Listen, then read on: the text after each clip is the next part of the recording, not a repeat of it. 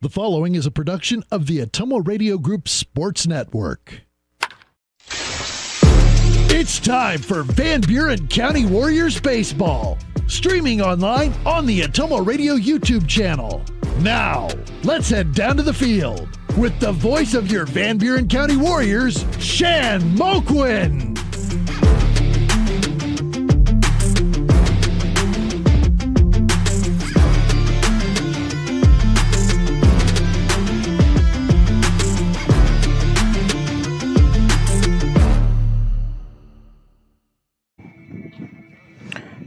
From the Mustang Sports Complex in Bloomfield, Iowa. Good evening, baseball fans. On behalf of the Atomo Radio Group Sports Network, once again, it's my pleasure to welcome you to another digital broadcast presentation of Van Buren County Warrior Baseball. Welcome back to the Atomo Radio broadcast booth. Tonight, from the Mustang Sports Complex in Bloomfield, Iowa, the Van Buren County Warriors are on the road for a non-conference tilt. They are in town, going to be hosted by the Davis County Mustangs. Second time these two teams have met up this season. First pitch tonight, scheduled for 7 p.m. Let's work in the JV score right away. It was 9-1 Davis County in 4.5 innings. They defeated the Warrior JV earlier here tonight. That game just got over. Field preparations are underway for the varsity game. Once again this evening, as I have been all season long, I am alongside my cameraman and on-site producer, the incomparable, one and only, needing no introduction, Mr. A.J. Rowe.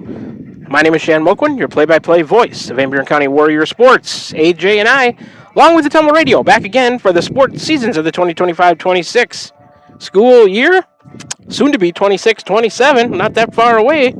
Even though the calendar just turned to July, fall sports will be next on our docket after baseball season is complete. AJ and I, Atomo Radio, we're happy to be with you on the call this evening.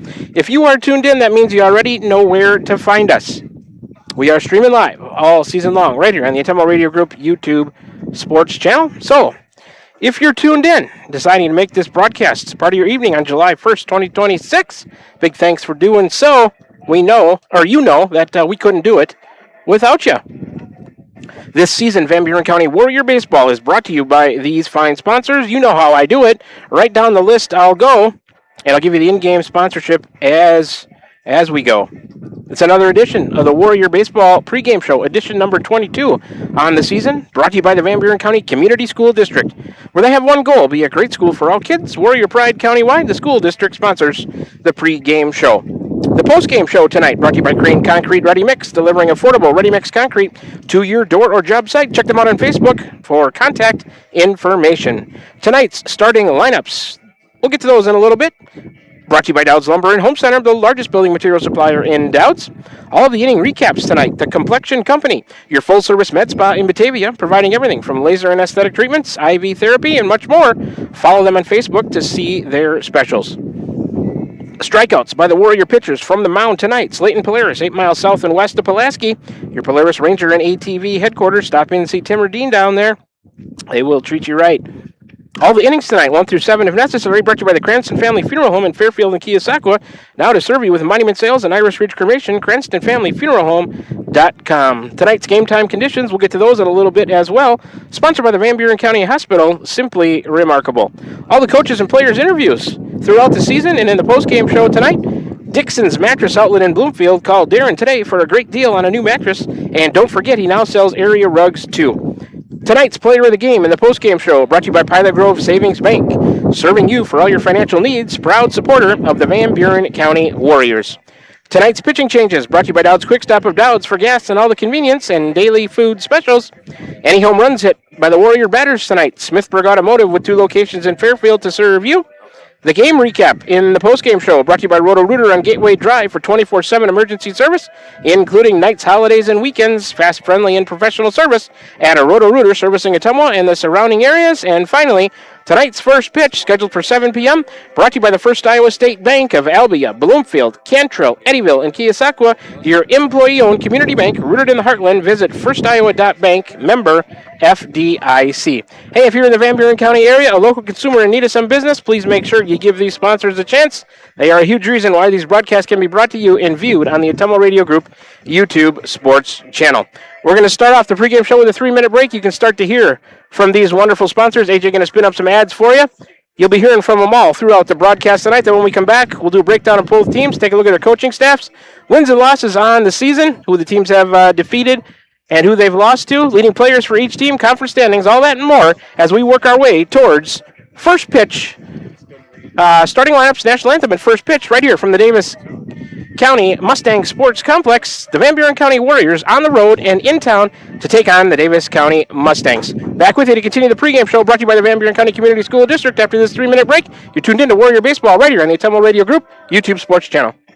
This is Van Buren County Superintendent Jeremy Hisson, and this is your Van Buren County Community School District Weekly Report.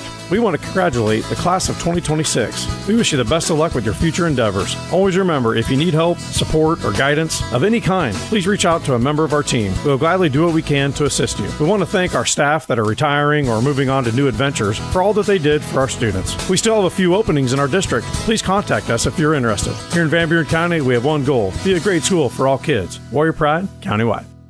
Refresh your skin and feel your best with a visit to the complexion company Laser and Aesthetics in Batavia, your premier destination for ultimate head-to-toe care. Boost your energy with premium IV hydration drips, experience the skin-smoothing power of microneedling and medical-grade chemical peels, or try their state-of-the-art M-Sculpt Neo and M-Cella treatments for body sculpting and wellness. They also offer expert permanent makeup, lip blushing, and clear skin acne scar treatments. Book your visit with the complexion company in Batavia today. Hi, I'm Cody Crane with Crane Concrete Ready Mix. If you're tired of not mattering to the big corporate companies, then call us. When you work with us, you won't be on a waiting list. We can get you concrete when you need it. We are a family-owned business, offer competitive prices, and are easy to work with. We deliver to Davis, Wapello, Van Buren, and Jefferson counties. Work with a company that will take care of you. Call me, Cody Crane, at 641-919-1350. Are you thinking about or ready to build that home or shop or deck that you've been dreaming about? Come see us at Dowd's Lumber and Home Center in Dowd's, and we'll transform your dreams into reality. By using our 3D computer-aided design system, you can see and walk through your dream project. After your project is designed, we can generate a detailed material list to see if it fits within your budget. Contact Mike or Josh at Dowd's Lumber and Home Center to get your project started today. 641-936-7115 or check us out at dowdslumber.com. This is Tim with Slayton Polaris. I'm sure you would agree with me that while we enjoy watching our kids grow up on the farm, we also wish they could stay little for as long as possible. 1 minute they are small enough to play in a tractor tire, and the next thing you know, they are bigger than you. With all of life's changes, you can take comfort in knowing that Slayton Polaris will try their best to keep things the same. We always offer the best machines at the best possible prices and strive to treat everyone the way we would want to be treated. This has always been our policy since we opened our doors. We look forward to meeting you at Slayton Polaris, 8 miles south and west of Pulaski. This is Jeremy with Cranston Family Funeral Home. I want to take a moment and say thank you, not for choosing our funeral home, although we're deeply honored when you do, but for showing up for your neighbors, for supporting small businesses, for standing in line at visitations and hugging people you maybe haven't seen in years. That is what makes our communities feel like home. At Cranston Family Funeral Home, we don't believe in flashy promises. We believe in showing up quietly, respectfully, and doing the work that matters when it matters most. So from our family to yours, thank you. We see you, we are grateful for you, and we'll be here when you need us. We're back with the Van Buren County Warriors on the Atomo Radio Group Sports Network.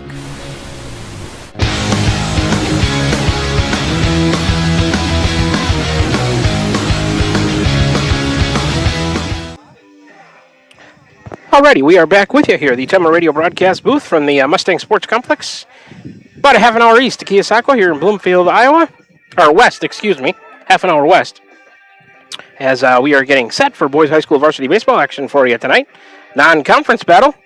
Van Buren County Warriors in town. Be hosted by and take on the Davis County Mustangs. This is the Warrior Baseball pregame show brought to you by the Van Buren County Community School District. Superintendent Jeremy Hisson and his staff. They've got one goal. Be a great school for all kids. Warrior Pride, countywide. Let's continue the Warrior Baseball pregame show by taking a closer look at both matchups, or both teams into tonight's matchup. We'll start with the visitors tonight, the Van Buren County Warriors, our very own. Head coach is Ron Walker, assisted by Dan Smith and Spencer Elliott. We're in action next, tomorrow. First of 3 days in a row with games here. Thursday, July 2nd, back at home at the Ferguson Sports Complex in Keosauqua.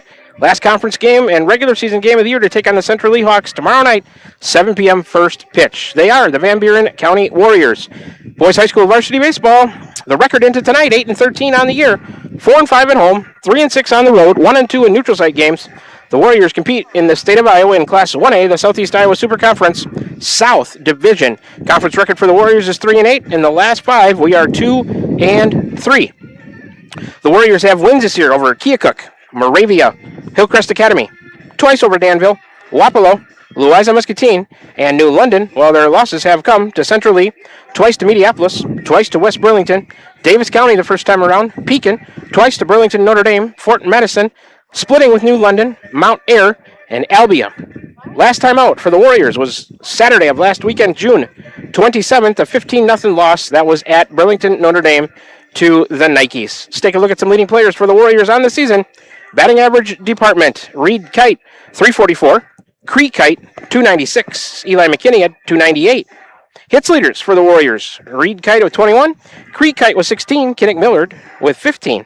RBI leaders, Millard and Reed Kite have 10, while Cree Kite has 9. Reed Kite leads him in runs scored with 21. Caden Simmons leads him in steals with 17. Some pitching stats, ERA for the Warriors. Kinnick Millard, 2.85 and 19 2/3 innings pitched. Cree Kite, 1.98 and 17 2/3 innings pitched. Millard leads him in strikeouts with 34. Millard, McKinney, and Cree Kite all with 2 wins on the mound to lead the Warriors there. Van Buren County averages about 6 runs a game. They give up just under 9 at 8.8.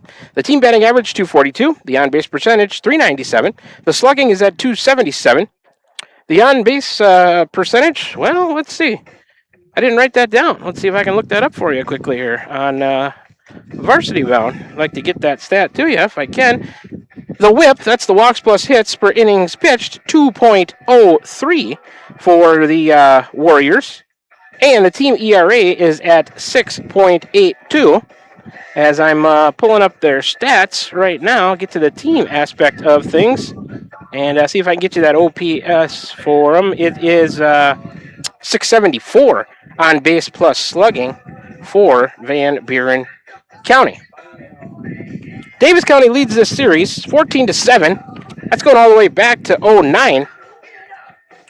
Davis County got a 14-0 win in the Davis County Varsity Classic right here earlier this season. That was game 1 of the day. And Davis County has won 4 in a row in this series going back to 2023, I believe, in June. Alrighty, let's do a breakdown of the home team tonight, the Davis County Mustangs. Head coach is Todd White, assisted by David Milder and Presley Cantrell.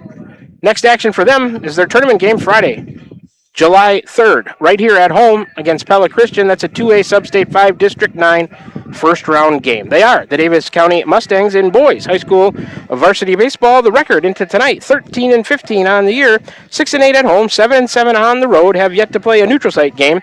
The Davis County Mustangs compete in the state of Iowa, Class 2A, the South Central Conference. Conference record for Davis County is 7-14. In the last 5, the Mustangs are 0-5. They have wins this year over Keokuk, Woodward Granger, Cardinal, Centerville, Van Buren County, Fairfield, twice over Albia, twice over Eddyville, Blakesburg, Fremont, Mount Pleasant, Clark Community out of Osceola, and Fort Madison. Well, their losses have come twice to Cardinal, twice to Centerville, twice to Clark Community, Sigourney, 3 times to Sheraton, 3 times to Knoxville, Albia, and EBF. Last time out for the Mustangs was Tuesday, June 30th. That was a 2-0 loss right here at home to the Eddyville, Blakesburg, Fremont Rockets. Leading players for Davis County on the season, batting average, Peyton Schooley, 343, Dexter Scott, 329, Max Taylor at 297. Hits leaders for the Mustangs, Peyton Schooley, 34, Max Taylor, 27, Dexter Scott with 26 hits on the season. RBI leaders, Noah Sizemore with 18, Max Taylor with 16, Hayden Bankson has 13. Schooley leads them with runs scored with 20, while Dexter Scott and Grant Husted lead him in steals with 13. Pitching stats for Davis County, ERA department, Schooley, 3.22 and 45 2/3 innings pitched. Josh Settles, 2.80 in 45 innings pitched. Strikeout leaders. Schooley has 56, Settles with 51.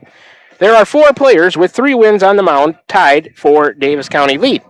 The Mustangs average 4.7 runs a game. They give up about 5.4. The team batting average is 245. The on-base percentage, 354. Team slugging, 281. The fielding percentage, 917. The OPS on base plus slugging, 636. The whip, walks plus hits per innings pitched, 1.61. And the team ERA is 3.79 for the Mustangs. We can take a look next at the conference standings in the South Central Conference. Knoxville, 20-6, 16-2.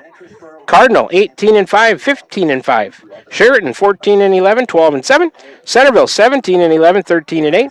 Albia is 11-18, 8-13. Davis County, 13-15, 7-14. EBF, 6-20, 4-13. And Clark Community, 9-21, 4-17. Those are the overall records, followed by the conference record. Other action around the South Central Conference tonight. Knoxville is at Sheraton. Twin Cedars is at Centerville. That's going to be played at the Indian Hills campus, where Centerville plays most of their home games. Albia is at Martinsdale St. Mary's. Van Buren County right here to take on Davis County. Eddyville, Blacksburg, Fremont at Oskaloosa. And Clark Community is at Perry a little bit northwest of Des Moines. Alrighty, let's take a look at the conference standings in the Southeast Iowa Super Conference, starting in the North Division. Pekin, 15-3, 10-1. Hillcrest Academy, at 11-9, 9-3. Highland is 12-9, 8-3. Louisa Muscatine, 7-13, 5-7. Winfield Mount Union / Columbus, 7-15, 5-7. Wapalos, 3-15, 3-8. And Lone Tree is 1-19, 0-11. In the South Division of the Super Conference, where the Warriors call home. And Van Buren County currently not taking, they're waiting for Davis County to take infield. Haven't started their infield yet. That's kind of strange. It's 6:52. Not sure what they're waiting on, but South Division standings of the Super Conference. Burlington at Notre Dame, 18-7, 10-2. Mediapolis, 14-8, 10-2. Central Lee, 14-4, 9-2. If they defeat the Warriors tomorrow night, there'll be a 3-way tie at 10-2 atop the conference. Van Buren County will try to not let that happen. West Burlington, 8-8, 6-6. Van Buren County, 8-13, 3-8. New London, 6-15, 3-9. And Danville is 1-16, 0-12. Once again, the overall record followed by the conference record. Other action around the Super Conference tonight in the North Division on July 1, 2026.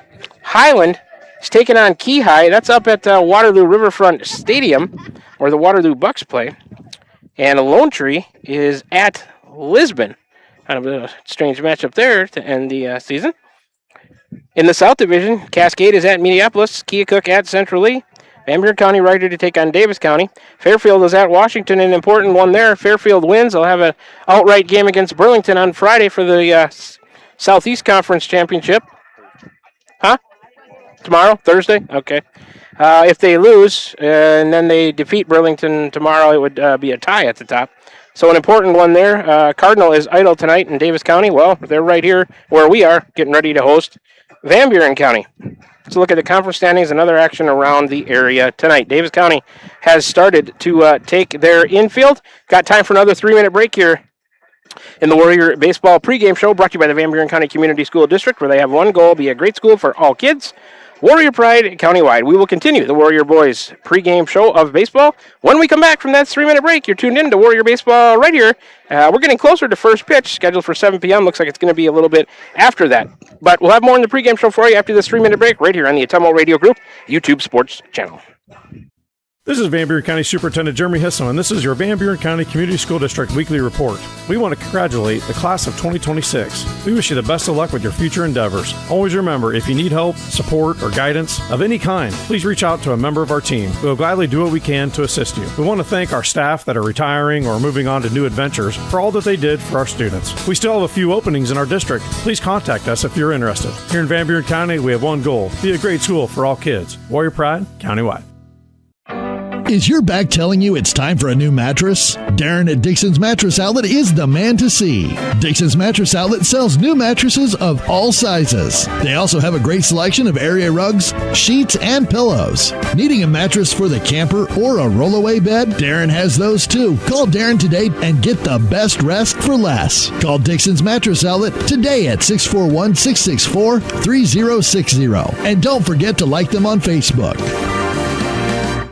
Refresh your skin and feel your best with a visit to the Complexion Company Laser and Aesthetics in Batavia, your premier destination for ultimate head-to-toe care. Boost your energy with premium IV hydration drips, experience the skin-smoothing power of microneedling and medical-grade chemical peels, or try their state-of-the-art M-Sculpt Neo and M-Cella treatments for body sculpting and wellness. They also offer expert permanent makeup, lip blushing, and clear skin acne scar treatments. Book your visit with the Complexion Company in Batavia today. Hi, I'm Cody Crane with Crane Concrete Ready Mix. If you're tired of not mattering to the big corporate companies, then call us. When you work with us, you won't be on a waiting list. We can get you concrete when you need it. We are a family-owned business, offer competitive prices, and are easy to work with. We deliver to Davis, Wapello, Van Buren, and Jefferson counties. Work with a company that will take care of you. Call me, Cody Crane, at 641-919-1350. Are you thinking about or ready to build that home or shop or deck that you've been dreaming about? Come see us at Dowd's Lumber and Home Center in Dowd's, and we'll transform your dreams into reality. By using our 3D computer-aided design system, you can see and walk through your dream project. After your project is designed, we can generate a detailed material list to see if it fits within your budget. Contact Mike or Josh at Dowd's Lumber and Home Center to get your project started today. 641-936-7115 or check us out at dowdslumber.com. Van Buren County Hospital is a proud supporter of Van Buren County Community School District Athletics. The contributions you make to your team, your school, and your community are appreciated and valued by all of us at Van Buren County Hospital. We want to wish you a successful sports season, and we'll be cheering for you every step of the way. Go Warriors! For all of your healthcare needs, Van Buren County Hospital is here for you. Find us online at vbch.org.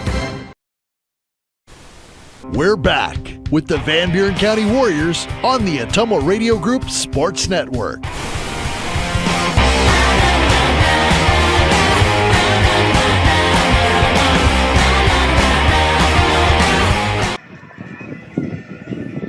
Back with you here at the Atomo Radio broadcast booth from the Mustang Sports Complex in Bloomfield, Iowa. Davis County still taking their infield, running a little bit behind schedule here, but I'll try to do my best to fill up the pregame show with stuff here. We got a few things to talk about. Probably take another 3-minute break as well. You can hear some more from our wonderful sponsors before we get to the starting lineups tonight.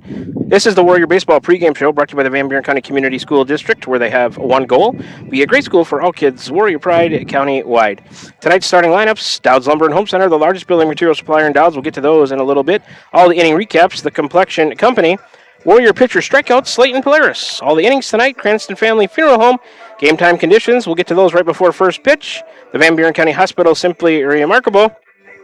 And tonight's first pitch, brought to you by First Iowa State Bank of Albia, Bloomfield, Cantrell, Eddyville, and Keosauqua. Your employee-owned community bank rooted in the heartland. Visit firstiowa.bank, member FDIC. Those are the important ones to get to start the game here tonight. You'll be hearing from all those wonderful sponsors all throughout the broadcast this evening. When I was going through my stats, I did make sure I wrote down all of the tournament matchups for the Southeast Iowa Super Conference teams. I was going to save them to go through with you until maybe tomorrow night, for sure on Friday, for first round action, but we got a little bit of time to kill here tonight, so let's go through them for you and get them in your minds here right away. Let's start with the 1A schools. Sub-State 6, District 11. Games taking place on July 3rd, this Friday. New London at Van Buren County, 7 p.m. start. Danville at Burlington Notre Dame, 7 p.m. start there. The first game at Burlington Notre Dame will be Wapello and Highland. That's a 5 p.m. start. Those three games in Sub-State 6, District 11. Sub-State 7, District 14. Keota versus Hillcrest Academy at Pekin this Friday. That's the 5 p.m. game. The 7 p.m. game in Pekin is Lone Tree versus Pekin. Like I said, that's 7 p.m. this Friday, July 3rd. And the winners will meet in those two games July 7th and that following Tuesday at 7 p.m. Location, I believe, yet to be determined. That's the 1A matchups. All right, Davis County finishing up their infield. The Warriors going to take infield next. Let's finish up these tournament matchups for you here. Substate 4, District 8. These are 2A matchups. Winfield Mount Union versus Louisa Muscatine. That's at Mid Prairie, 5 p.m. July 3rd. The winner there gets Mediapolis. That's going to be played at Regina Catholic on July 7th, a Tuesday, at 5 p.m. So Winfield Mount Union and Louisa Muscatine, the first game at Mid Prairie this Friday. The winner will take on Mediapolis at Regina Catholic the following Tuesday. And then finally, to finish up the 2A matchups, this is Substate 5, District 9. Albia versus West Burlington. That's right here at Davis County this Friday, 5 p.m. The winner there gets Cardinal at Cardinal, July 7th, a Tuesday at 7 p.m. The other game this Friday, the late game at 7 p.m. right here at Davis County, has Pella Christian versus Davis County. July 3rd, 7 p.m. The winner there gets Central Lee.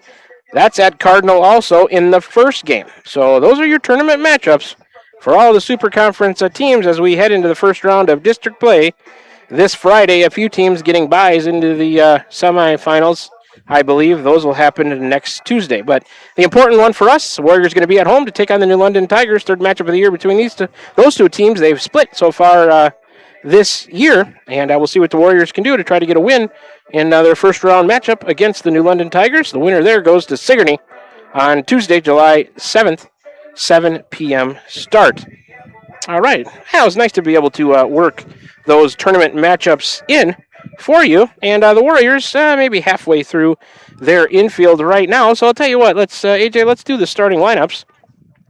Brought to you by Dowd's Lumber and Home Center, the largest building material supplier in Dowd's. Then we'll probably take one more break, and we'll save the pitching matchups to look at when we come back, maybe from that last break and after the national anthem is complete. So let's take a look at tonight's starting lineups. I've got them all entered in the book. AJ's got them in the graphic. Should be up on your screen for you. We'll start with the visitors. Tonight, the Van Buren County Warriors. Leading off is number 3, Reed Kite, freshman, shortstop. Batting second is number 13, Cree Kite, sophomore, third baseman. Batting third is number 2, Kinnick Millard, the junior second baseman. The cleanup man again is number 11, Eli McKinney, senior center fielder.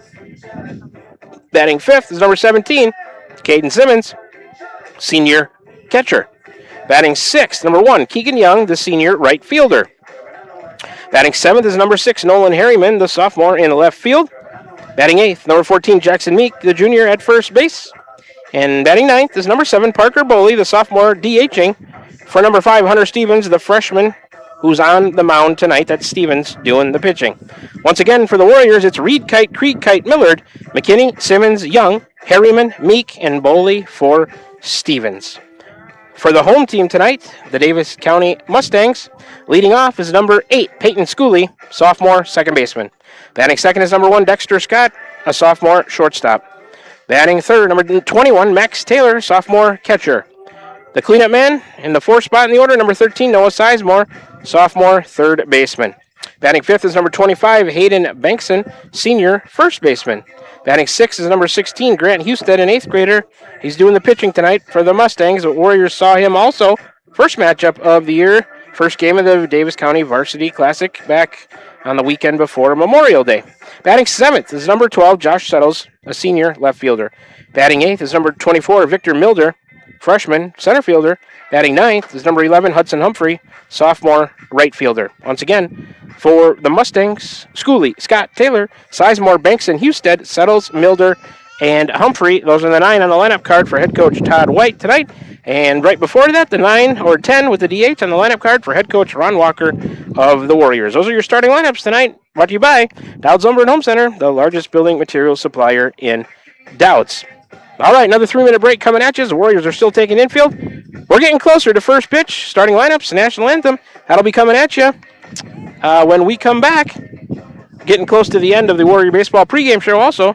Brought to you by the Van Buren County Community School District, where they have one goal: be a great school for all kids. Warrior Pride county-wide. We'll take a look at the pitching matchups and the game time conditions.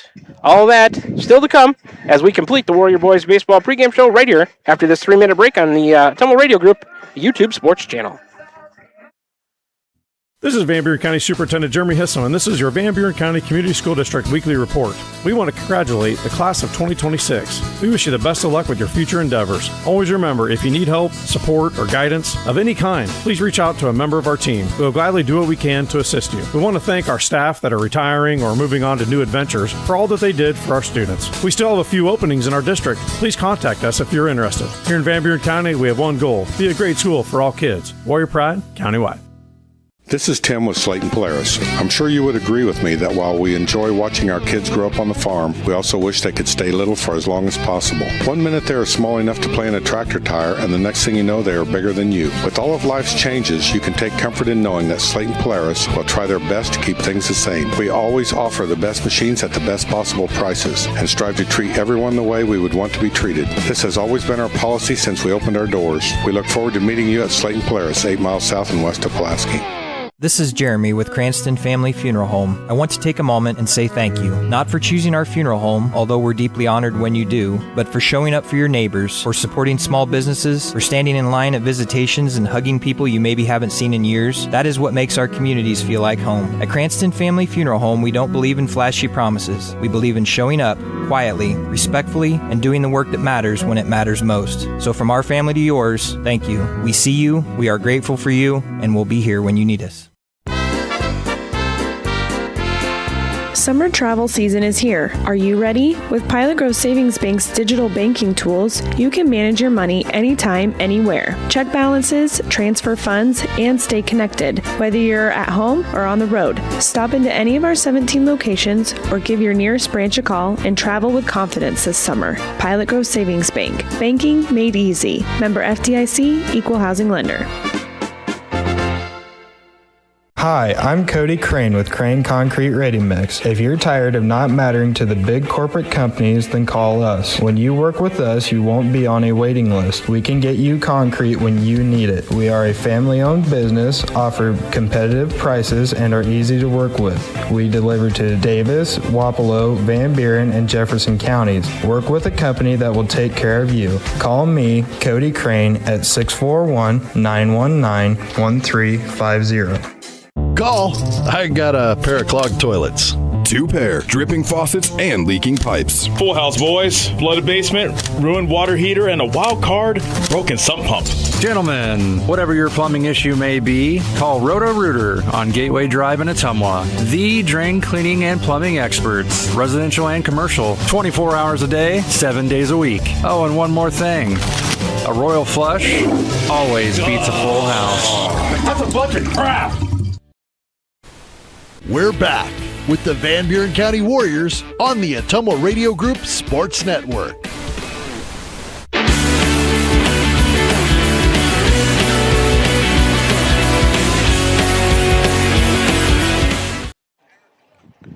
Once again, we return with you to the Mustang Sports Complex here in Bloomfield, Iowa, about a half an hour to the west of Keosauqua for tonight's boys high school varsity baseball matchup for you. The Van Buren County Warriors in town to take on the Davis County Mustangs. Got through just about everything plus some more that I wanted to in the pregame show. Meeting at home plate right now between the coaches, Todd White, Ron Walker, and the umpires. I believe one of them, Vic Combs there. Not sure who the other one is tonight. His partner, I didn't see it on a sheet anywhere. Let's take a look at the pitching matchup here tonight. On the mound for Davis County is number 16, Grant Husted, an 8th grader. Warriors saw him in the first matchup here in the Classic earlier this year. Van Buren County threw Jackson Meek to start that game. But getting back to Husted, he's pitched in 4 games, 4 starts, a 3-1 record. He's tied for lead with wins on the mound with 3, with a few other players, 3 other players, I believe, for Davis County. He does not have a save. 24 innings pitched for Husted. 325 total pitches, 98 official at-bats against him with a 163 average. He's given up 16 hits, 8 runs, 5 of them earned, 7 walks, 2 hit batters, 16 strikeouts, so 1.46 ERA for Grant Husted. Pitcher for the Mustangs tonight for the Warriors, going to be number 5, Hunter Stevens, a freshman. Pitched in 6 games, 5 starts, 1-4 record without a save.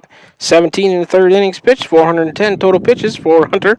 62 official at-bats against him, a 371 average. He's given up 23 hits, 24 runs, 22 of them earned, 13 walks, 4 hit batters, 10 strikeouts, 8.88 ERA for the freshman, Hunter Stevens. Still a meeting taking place at home plate right now. Tonight's game time conditions, we'll squeeze those in for you right now as well. As soon as I can find a sponsorship on those, it's the Van Buren County Hospital. Simply Remarkable, sponsoring tonight's game time conditions. It's 90, feels like 100, but the good news is it's better.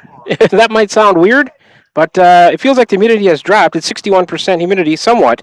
The wind's south, 12 miles per hour. It was more miserable. I think AJ and I were talking about this in one of the breaks here in the pregame show, brought to you by the Van Buren County Community School District, that humidity feels like it's broken a little bit, so that's a welcome sign for us. There's a breeze coming from behind us, and we are not, I repeat, we are not staring into the sun, and neither is the camera. So they're going to introduce the starting lineups right now, and then I believe we will get the national anthem after that. So I'm just going to have AJ roll some ads until we are ready. The national anthem has been completed, and we are ready for first pitch. So we'll be back with you for first pitch from the Mustang Sports Complex in Bloomfield, Iowa. The Van Buren County Warriors, boys high school varsity baseball team in town, getting ready to take on and be hosted by the Davis County Mustangs. Back with you for first pitch. You're tuned in to Warrior Baseball right here on the Atomo Radio Group YouTube Sports Channel. Refresh your skin and feel your best with a visit to the complexion company Laser and Aesthetics in Batavia, your premier destination for ultimate head-to-toe care. Boost your energy with premium IV hydration drips, experience the skin-smoothing power of microneedling and medical-grade chemical peels, or try their state-of-the-art M-Sculpt Neo and M-Cella treatments for body sculpting and wellness. They also offer expert permanent makeup, lip blushing, and clear skin acne scar treatments. Book your visit with the complexion company in Batavia today. This is Van Buren County Superintendent Jeremy Hisson, and this is your Van Buren County Community School District Weekly Report. We want to congratulate the class of 2026. We wish you the best of luck with your future endeavors. Always remember, if you need help, support, or guidance of any kind, please reach out to a member of our team. We will gladly do what we can to assist you. We want to thank our staff that are retiring or moving on to new adventures for all that they did for our students. We still have a few openings in our district. Please contact us if you're interested. Here in Van Buren County, we have one goal: be a great school for all kids. Warrior Pride, countywide. Are you thinking about or ready to build that home or shop or deck that you've been dreaming about? Come see us at Dowd's Lumber and Home Center in Dowd's, and we will transform your dreams into reality. By using our 3D computer-aided design system, you can see and walk through your dream project.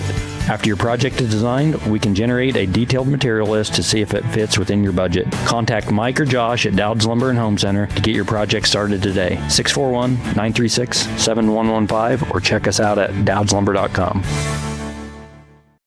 Shopping for a quality used car? Check out the inventory at Smithburg Automotive's lot at 1503 West Burlington Avenue in Fairfield. Need repairs? They've got you covered at the South 23rd Street location. Call 641-472-2454 or visit smithburgs.com. Need quality used parts? Head to Smitty's Auto Recycling on West Grimes in Fairfield. They've got fresh inventory arriving all the time. Selling parts or have a wrecked vehicle? They buy unwanted cars too. Call 472-4200 or stop by to see what's new in the yard.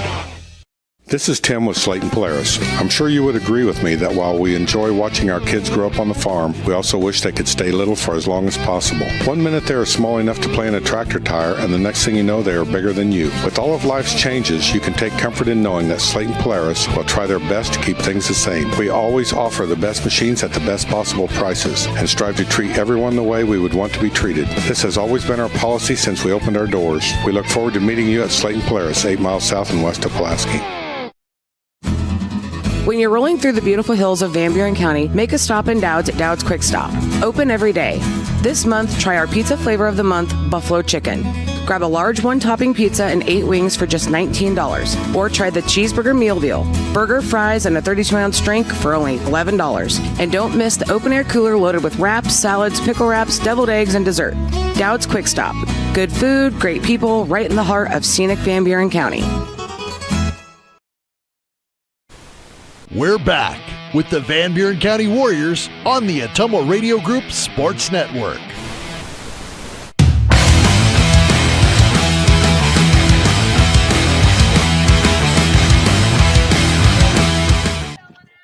Back with you once again. Mustang Sports Complex here in Bloomfield, Iowa. 30 minutes west of Keogh on the west edge of Bloomfield. Getting set for first pitch. Boys High School varsity baseball action for you. Non-conference game. Tonight, as we near the end of the regular season, I think this is it for Davis County. The Warriors have one more, a makeup game with Central Lee tomorrow night at the Ferguson, before both teams start tournament play on Friday. I mentioned those game time conditions for you. Those were brought to you by Van Buren County Hospital. Simply remarkable. It's 90. Felt like 100. I don't think it feels like 100 right now. I think the humidity's broken a little bit. 61% humidity, winds south, about 12 miles per hour. First pitch tonight brought to you by First Iowa State Bank of Albia, Bloomfield, Cantrell, Eddyville, and Keosauqua, your employee-owned community bank. Rooted in the heartland. Visit firstiowa.bank, member FDIC. All right. We are about ready here for first pitch.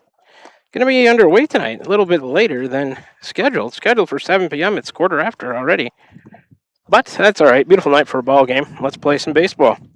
It's going to be Reed Kite, Creek Kite, Kinnick Miller, the 3 due up in the top of the first to face Grant Husted, a righty. Warriors saw him first game of the Davis County Varsity Classic earlier this season. A victory, 14-zip.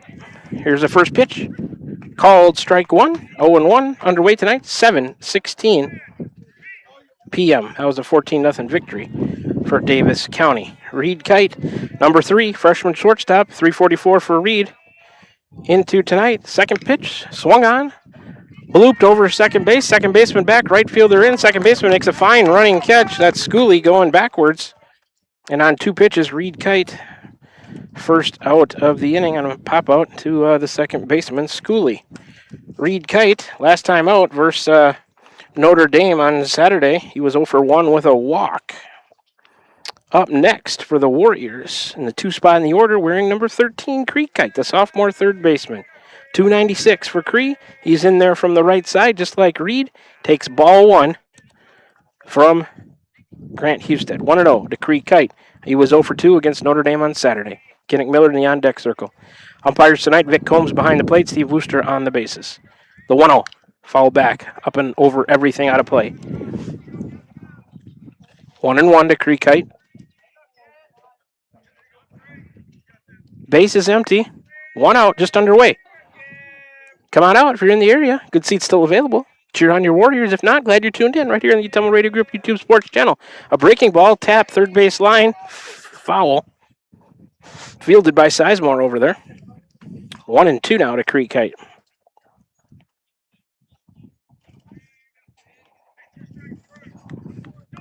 So the Warriors looking for a better showing here against Davis County than that first time out. That was a rough start to the day. Then they were defeated second game. Or no, they got a win over Moravia second game of the day. So went 1-1 on the day. The pitch bounced in there by Husted. Count even to Creek Kite, 2-2. Lost to Davis County 14-zip. That was a rainy one. Probably the most miserable game of the year for AJ and I. We had an umbrella, but it was raining kind of underneath it. Sideways a little bit. Heavy mist for sure. And then Warriors got a win over Moravia. Breaking ball, line to left. Left fielder over, and it burns him, past him, all the way to the wall. Creek Kite around second. Will he dig for third? No. He's going to put on the brakes, and he cruises just past second with a standing double. Well, that's a better start. Creek Kite with a 1-out double. Warriors get their first base runner of the night, first hit. First hit given up by the 8th grader Husted. So right now, 1 on with 1 out. For the third man in the order, number 2, Kinnick Miller, junior, second baseman, 254 for Kinnick. On the year, 1 for 1, a single and a walk against Notre Dame. Creek Kite out there in RBI position. That's high by Husted. It's 1-0 to Millard. Eli McKinney on deck for the Warriors. defense for Davis County in the outfield, left to right, settles Milder Humphrey. We'll get the infield here after this next pitch. The 1-0 is a called strike. 1-1 to Millard now. Third to first, it's Sizemore, Scott, Schooley, and Bankson. Taylor behind the plate, Husted on the mound for Davis County. Center fielder shaded to left with Millard the righty in there. Right fielder, left fielder, straight away, maybe a little past medium depth. The pitch. High and outside on a 1-1 to Millard, 2-1 now. Warriors with a 1-out base runner out there at second. Creek Kite after his double, he's in scoring position. Warriors will look to take a 1-0 lead here with a RBI hit if they can. The pitch. Popped up, foul, going to get up and over the net. Made a loud clunk in the bleachers. Everybody's okay over there, though. Count 2-2 to Kinnick.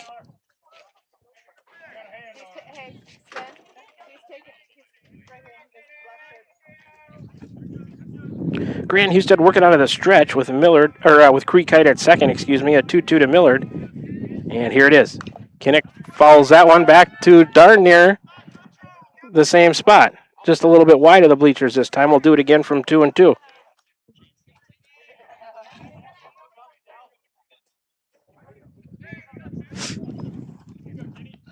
Second baseman near the bag, trying to keep Creek Kite close. That's Schooley. Grant Husted a look back and forth, and here he comes. Kinnick took a ball, must have been a little outside. Full count now to Millard, 3-2. McKinney remains over there in the on-deck circle for the Warriors.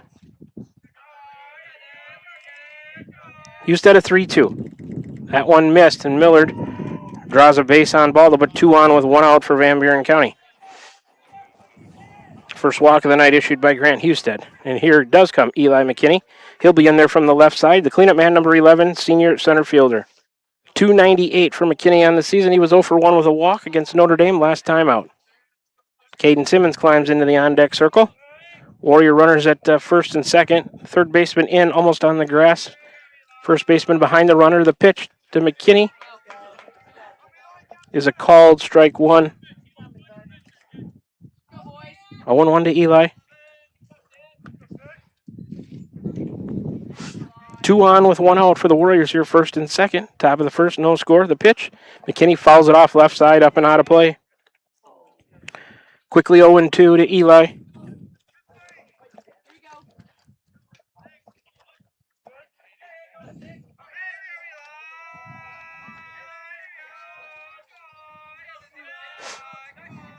Husted has the one from Taylor. Look back at second, the 0-2. Swing and a miss on a good fastball. McKinney, the second out of the inning, goes down swinging. First strikeout by Husted.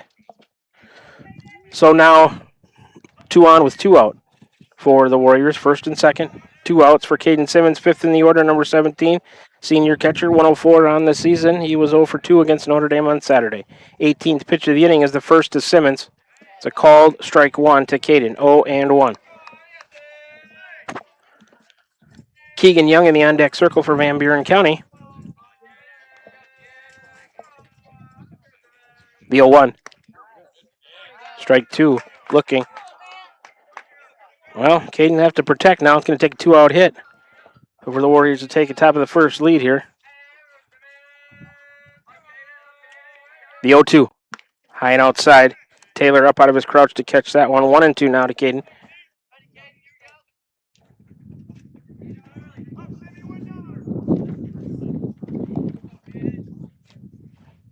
Husted out of the stretch. A look at second. And a 1-2 to Caden. Line to right. And that's going to be caught running in and to his left a little bit. Hudson Humphrey out there making that catch. Simmons gave it a ride, but it was caught. He's the third out of the inning on that fly out or line out to right field. Humphrey out there making the play. So nothing across for the Warriors on a hit. There were no errors. They end up leaving 2. 6, 7, and 8 when they bat for Van Buren County in the top of the second. Young, Harriman, and Meek due up. We'll take a 60-second break. Davis County coming to the plate for the first time. Schooley, Scott, and Taylor, the 3 due up for them. 21 pitches for Husted to get Davis County through the first. Come on back with us for more baseball. You're tuned into it right here, Warrior Style, on the Atomo Radio Group YouTube Sports Channel. Hi, I'm Cody Crane with Crane Concrete Ready Mix. If you're tired of not mattering to the big corporate companies, then call us. When you work with us, you won't be on a waiting list. We can get you concrete when you need it. We are a family-owned business, offer competitive prices, and are easy to work with. We deliver to Davis, Wapello, Van Buren, and Jefferson counties. Work with a company that will take care of you. Call me, Cody Crane, at 641-919-1350. This is Van Buren County Superintendent Jeremy Hisson, and this is your Van Buren County Community School District Weekly Report. We want to congratulate the class of 2026. We wish you the best of luck with your future endeavors. Always remember, if you need help, support, or guidance of any kind, please reach out to a member of our team. We will gladly do what we can to assist you. We want to thank our staff that are retiring or moving on to new adventures for all that they did for our students. We still have a few openings in our district. Please contact us if you're interested. Here in Van Buren County, we have one goal: be a great school for all kids. Warrior Pride, countywide.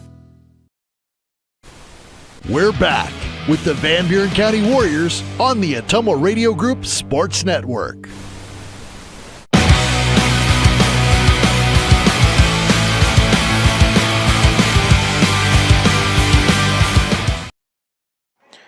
Back with you, the Atomo Radio broadcast booth from the Mustang Sports Complex here in Bloomfield, Iowa this evening. Boys High School varsity baseball action.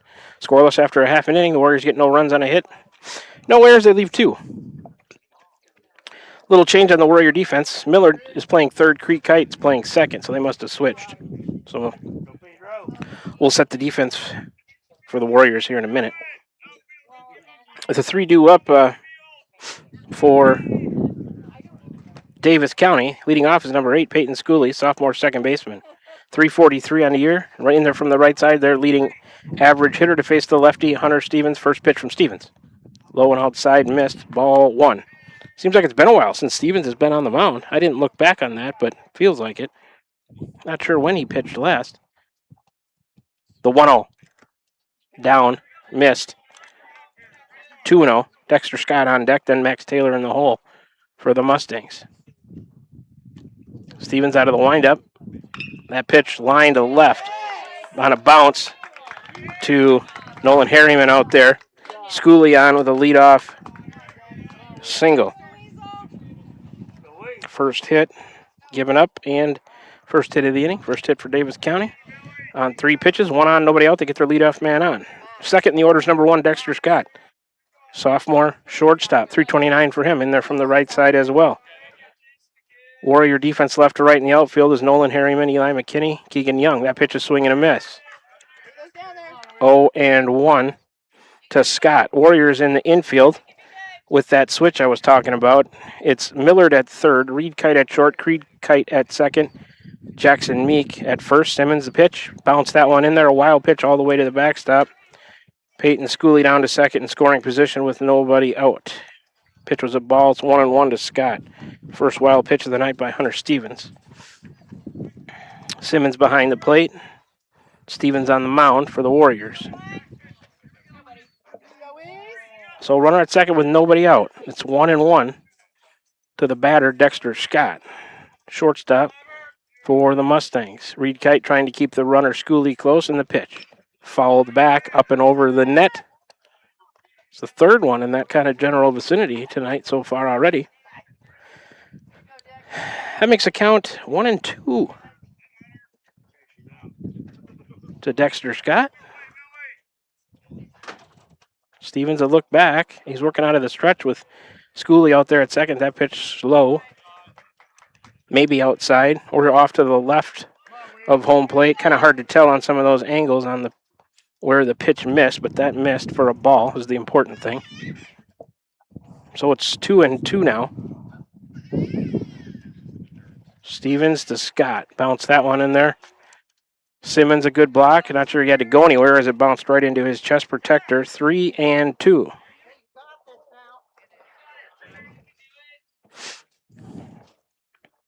Three and 2 the count to Dexter Scott. Stevens the payoff. That pitch drilled to left. Back is Harriman. Oh, he reaches up and makes a nice catch. Almost burned him, but he says, no, come on back here, ball. That was a nice catch by Harriman. Reached up with his left. He's a righty, so a glove on the left hand. Reached up and snagged that one. That would have been a run-scoring double, probably, for sure. And instead, Scott First out of the inning and the fly out to left. So now 1 on and 1 out for Davis County. Schooley, the leadoff man, singled, went to second on a wild pitch. He's out there with 1 out for the number 3 man in the order, Max Taylor. Where's number 21? Sophomore catcher. 297 for him. He's in there from the right side. Creekite trying to keep Schooley close. Stevens a look back there, and the first pitch popped up on the infield. Creekite back, almost now he is on the grass. Ooh, wind playing a little trick with that one. He's able to make the catch, those kind of stumbling backward. Max Taylor, the second out in the inning, on a pop out to Creekite behind second base. So the Warriors looking to strand Schooley after his leadoff single out there at second. He's out there with 2 outs now. For the cleanup man, number 13, Noah Sizemore, sophomore third baseman. Sizemore, 247, entering play tonight. He's in there from the right side as well to face the lefty Stevens. Creekite playing games with Schooley out there. Stevens to the plate. That one missed. First offering to Sizemore. 1-0 the count. That was the 11th pitch for Stevens here, looking to have a scoreless bottom of the first. We are scoreless here with 1 on and 2 out, bottom of the first. The pitch, too far outside. Simmons had to stand up to get that one. It's 2-0 to Sizemore.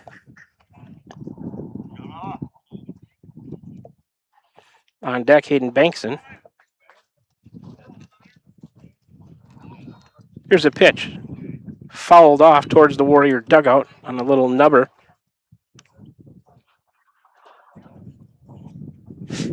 Right over to head coach Ron Walker. He tosses it gently back to Vic Combs, a home plate umpire. 2-1 to count to Sizemore. McKinney shaded to left a little bit. Left fielder, right fielder. About straightaway, medium depth. Hunter Stevens steps off. Be his first disengagement if we were in the MLB, AJ. But we're not. Here he comes out of the stretch. Another foul right over towards the Warrior dugout. That's time closer to the other door.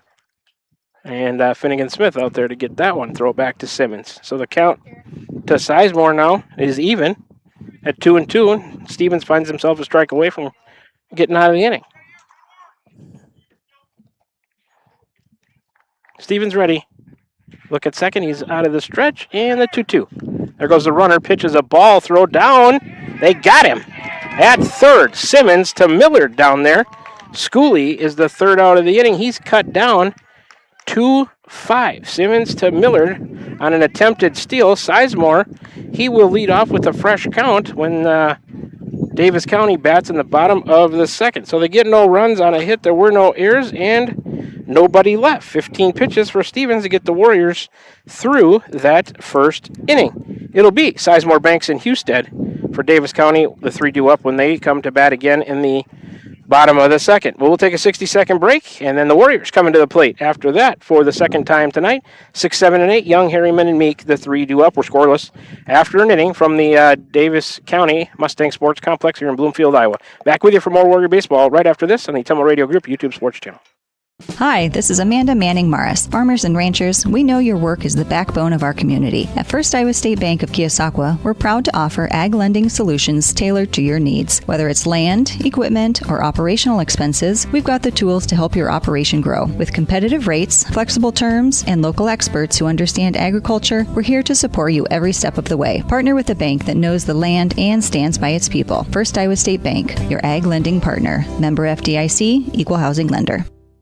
Refresh your skin and feel your best with a visit to the complexion company Laser and Aesthetics in Batavia, your premier destination for ultimate head-to-toe care. Boost your energy with premium IV hydration drips, experience the skin-smoothing power of microneedling and medical-grade chemical peels, or try their state-of-the-art M-Sculpt Neo and M-Cella treatments for body sculpting and wellness. They also offer expert permanent makeup, lip blushing, and clear skin acne scar treatments. Book your visit with the complexion company in Batavia today.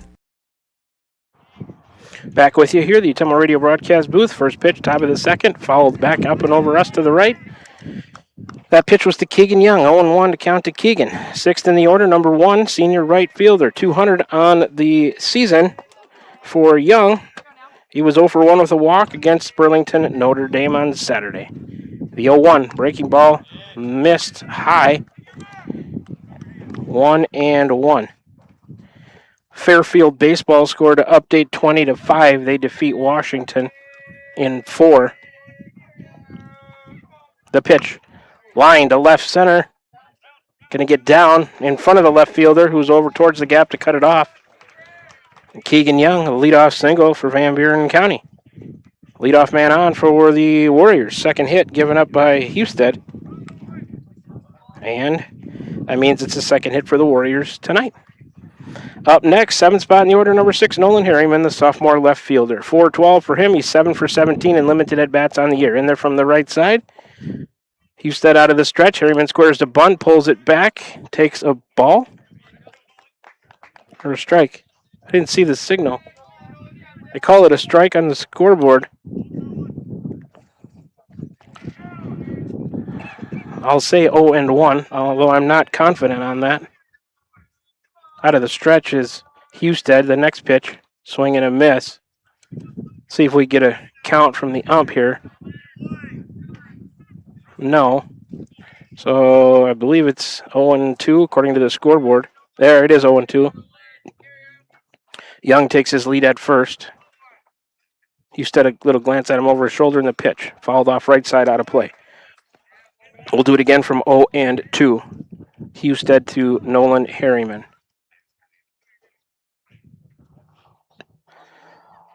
So that game tomorrow night between Fairfield and Burlington will be for all the marbles in the Southeast Conference. After, they'll check him at first. He's back safely after Fairfield defeats Washington tonight. Scoreless here as we play top of the second. Warriors 1 on, nobody out. 0-2 to Harriman. Young at first. On deck is Jackson Meek. Here comes a pitch. Driven to right. Going to get down in front of the right fielder. He'll play it on a bounce. Warriors have him at first and second. With nobody out, back-to-back singles. Harriman on at first. Keegan Young to second. Second hit of the inning, third of the night for the Warriors. Well, there's a runner out there in scoring position for the 8th man in the order, number 14, Jackson Meek, the junior first baseman. 195 for Jackson. Harriman was 0 for 2 against Burlington Notre Dame, so was Jackson Meek Saturday. Jackson in there from the right side. Number 9 spot, DH Parker Boley on deck. Husted, first pitch to Meek. He'll square to bunt, bunts it down the third base line. Pitcher off the mound towards it. It'll go to third. No. That was it might have been the only play he had as he was running away from first base. Not sure he would have got Jackson either. So an infield hit for Jackson Meek. Back-to-back singles here have loaded him up with nobody out. Keegan Young to third, Harriman to second.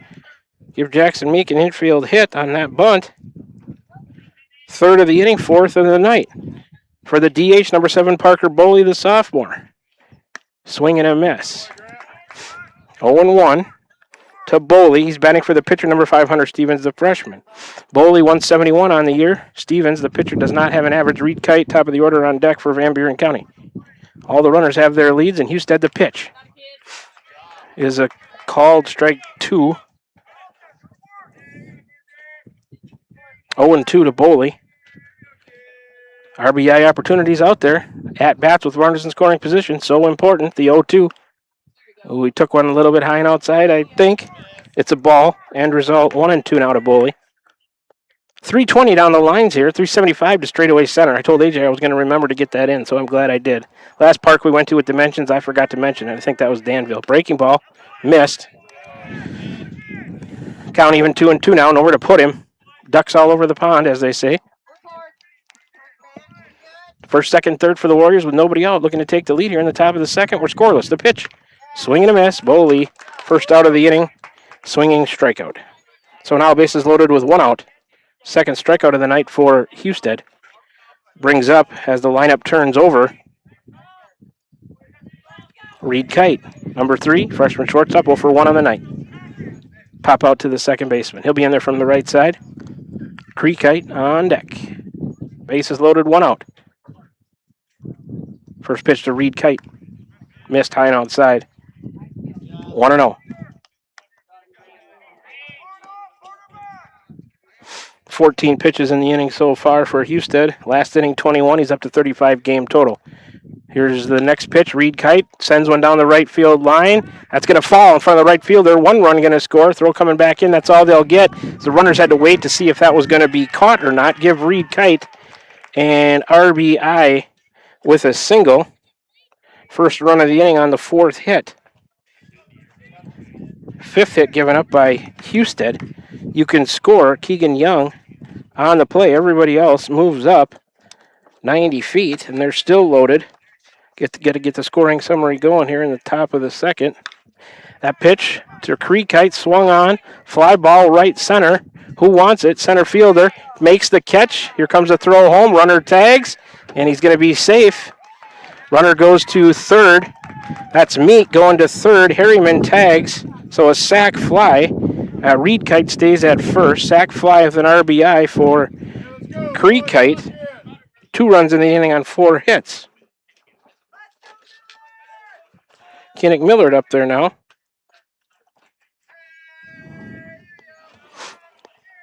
Creek Kite now 1 for 1 on the night with a double and a sacrifice and an RBI. Millard, second plate appearance, no official at bat. He walked. He's in there from the right side. 2-0 Warriors, 1st and 3rd with 2 out, low and outside. They'll throw back to 3rd. Meek is back safely as Reed Kite steals 2nd. 2nd and 3rd now for the Warriors with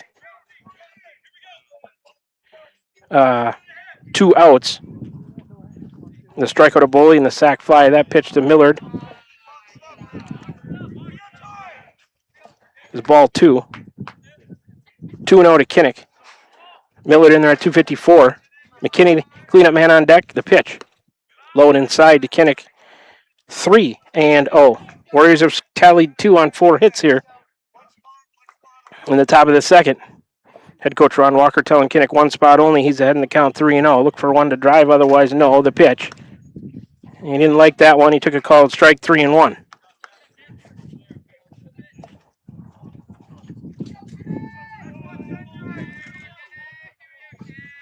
Husted ready out of the stretch.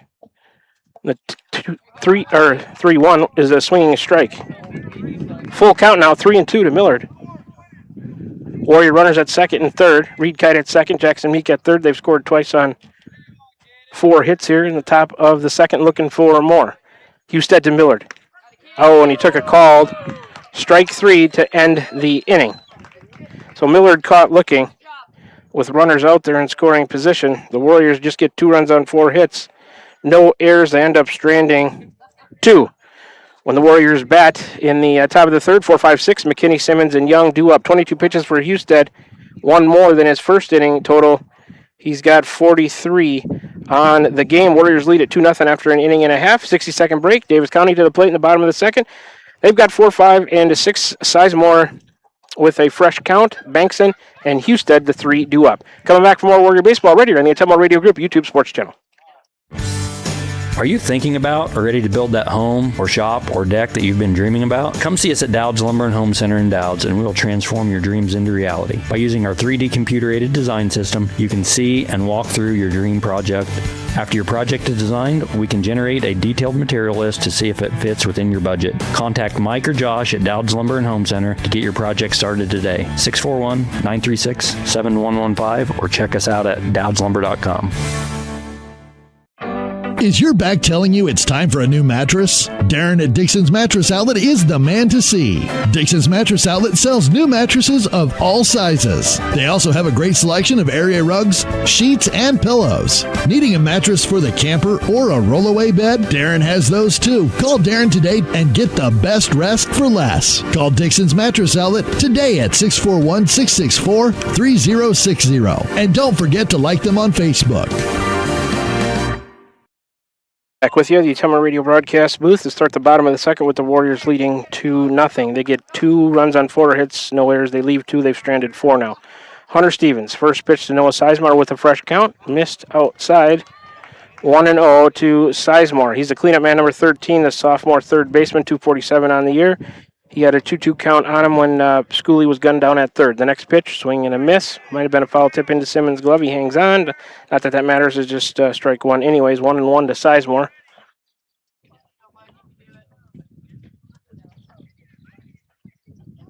Stevens the 1-1.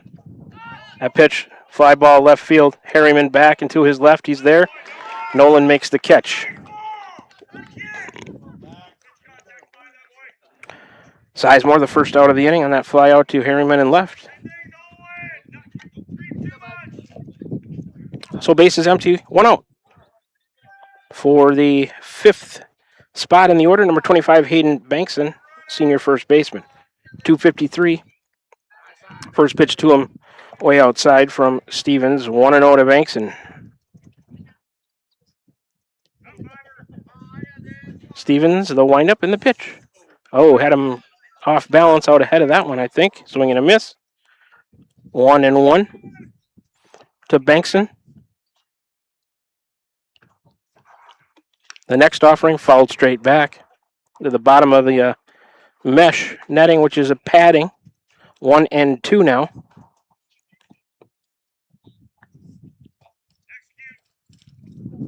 Stevens a 1-2. Too far outside. Count 2-2 now. Bankson thought about it, held up. It was a ball. And a 2-2. Fouled back to into the padding again below the mesh netting. Count remains 2-2.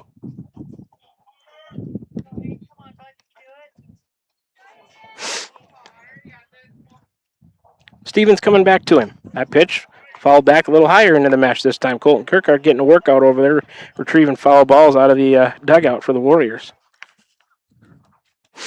3 in a row. Fouled about straight back.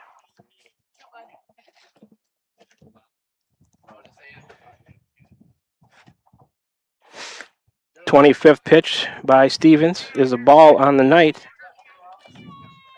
Was should be 3-2 now.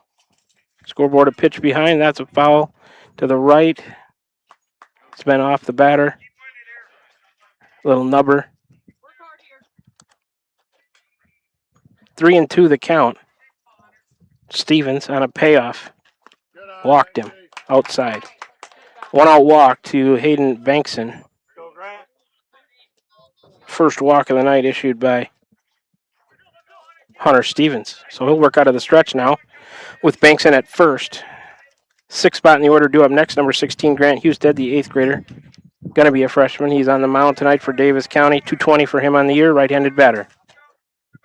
Bankson, a modest lead at first, I would say. Medium. The pitch. Swung on, popped up.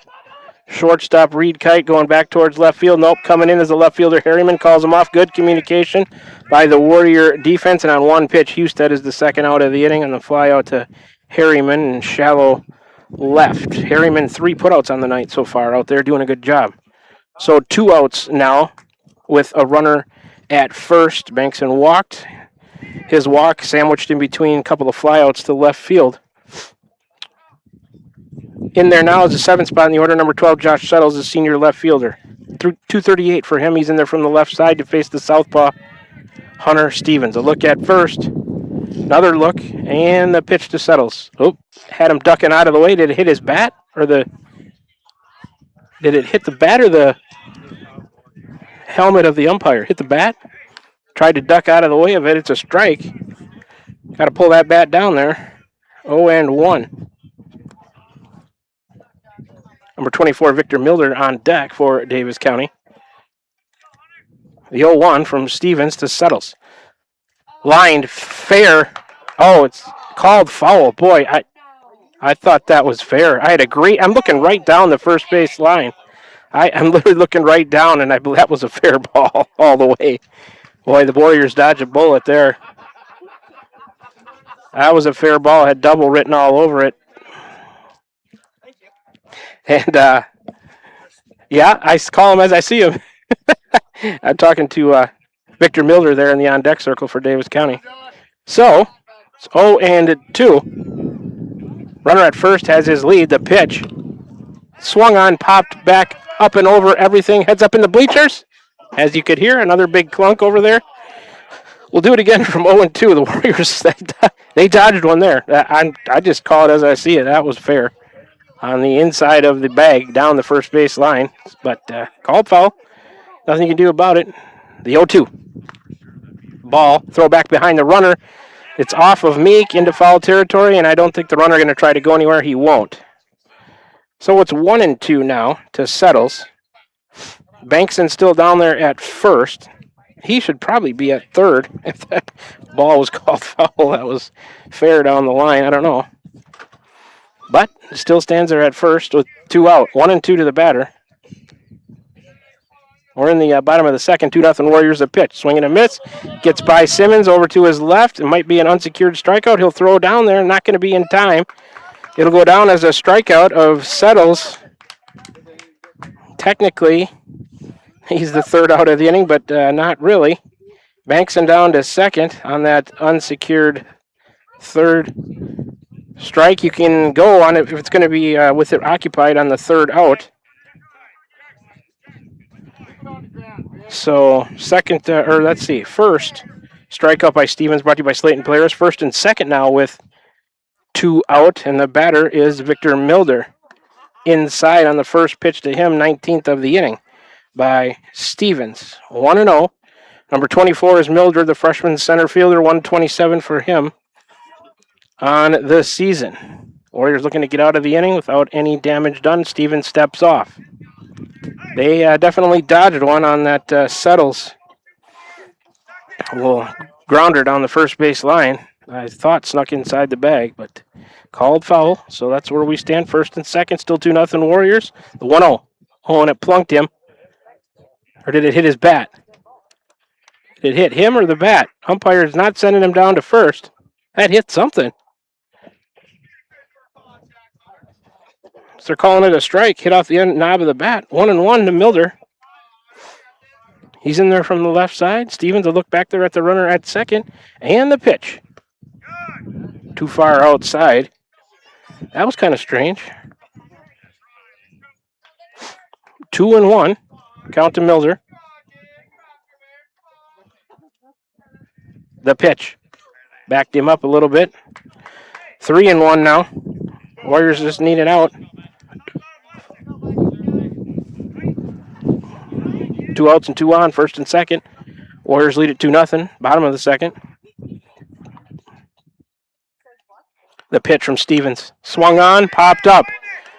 Coming right at me, but in the field of play. Simmons, as he has done so many times on those weird angle foul balls, makes a fine catch with backspin on it. Good play, Caden Simmons. Milder, the third out of the inning. The Warriors dodge a bullet there. The Milder pops out to Simmons in foul territory. Davis County, no runs, no hits, no errors, an unsecured strikeout, and a walk were the 2 runners that get stranded. 23 pitches for Stevens to get through the second, 38 game total. When Davis County bats in the bottom of the third, 9-1-2, Humphrey, Schooley, and Scott, the 3 due up. But a 60-second break, and the Warriors coming in the top of the third when we come back. 4, 5, 6, McKinney, Simmons, and Young, the 3 due up. Warriors lead it 2-0 after 2. Come on back with us for more Warrior Baseball right here on the Atomo Radio Group YouTube Sports Channel. Hi, I'm Cody Crane with Crane Concrete Ready Mix. If you're tired of not mattering to the big corporate companies, then call us. When you work with us, you won't be on a waiting list. We can get you concrete when you need it. We are a family-owned business, offer competitive prices, and are easy to work with. We deliver to Davis, Wapello, Van Buren, and Jefferson counties. Work with a company that will take care of you. Call me, Cody Crane, at 641-919-1350. We're back with the Van Buren County Warriors on the Atomo Radio Group Sports Network.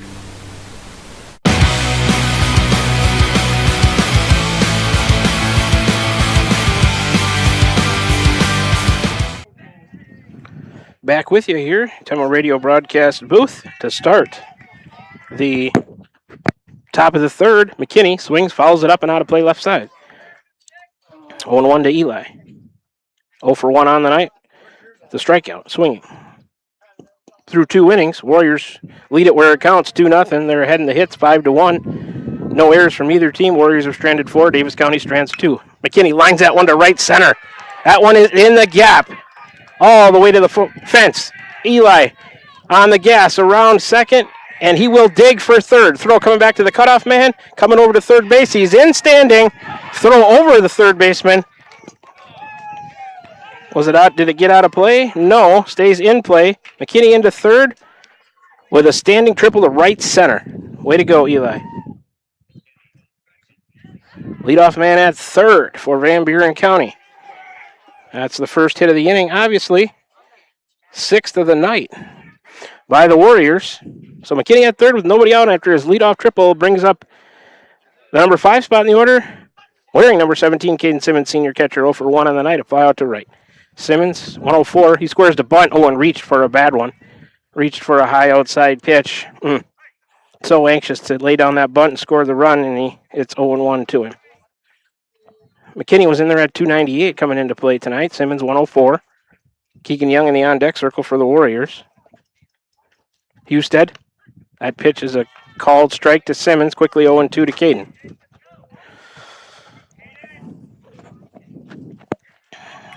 Fly ball, score him here. So important to score that run when you can get him to third with nobody out. Got to get him in. Here's the pitch. Oh, it's a called strike 3 to Caden. He got caught looking, first out of the inning. Husted's third strikeout. No, his fourth, excuse me. Fourth strikeout recorded by Husted. In there now is Keegan Young, 6th spot in the order. Swings and misses. 0-1 to Young, senior right fielder. He is 1 for 1 on the night, a single run scored. 200 average into play tonight.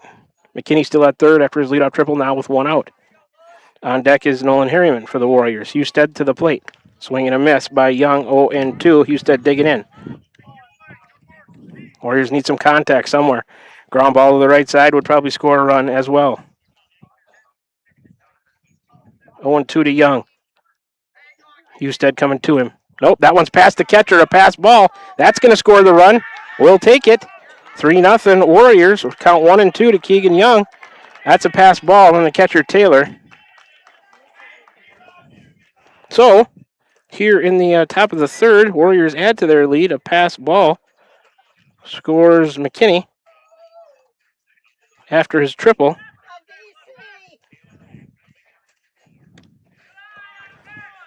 Pitch was a ball. 2-2 to Keegan Young now. 3-0. Van Buren County with 1 out, bases empty here, top of the third. 2-2. That one past the catcher as well.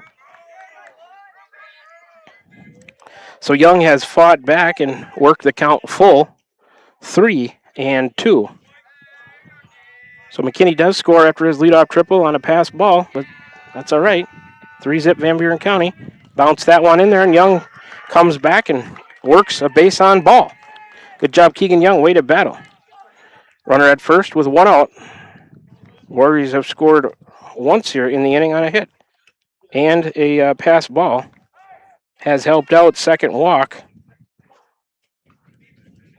issued by Husted.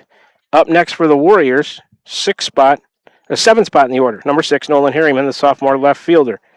4-12, limited at bats on the year for Nolan. Pitches a ball, throw down, and they got him.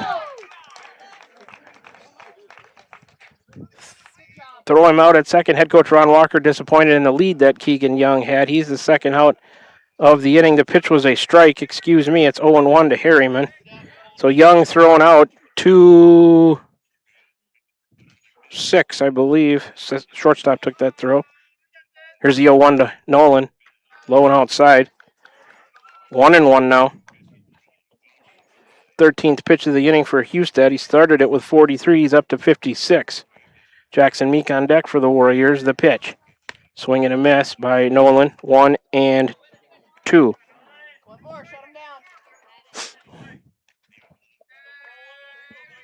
Grant Husted, a look in. It's working out of the stretch with the bases empty in the pitch. Swing and a miss. Harriman, the third out of the inning, down on strikes. Swinging. Another strikeout, 5th for Husted. But Warriors get a run on a hit. There were no errors. Pass ball helped out, and nobody left on base. 15 pitches for Husted to get him through the top of the third. 58 Game total for him when the Warriors bat in the top of the fourth. It'll be 8-9-1. Meek, Boley, the DH, and the top of the order, Reed Kite. It's 3-0 Warriors after 2.5. We'll take a 60-second break. Davis County coming to the plate in the bottom of the third. They've got 9-1-2. Humphrey, Schooley, Scott, the three due up. Coming back for more Warrior Baseball right here. You're tuned into it on the Ottumwa Radio Group YouTube Sports Channel. Van Buren County Hospital is a proud supporter of Van Buren County Community School District Athletics. The contributions you make to your team, your school, and your community are appreciated and valued by all of us at Van Buren County Hospital. We want to wish you a successful sports season, and we'll be cheering for you every step of the way. Go Warriors!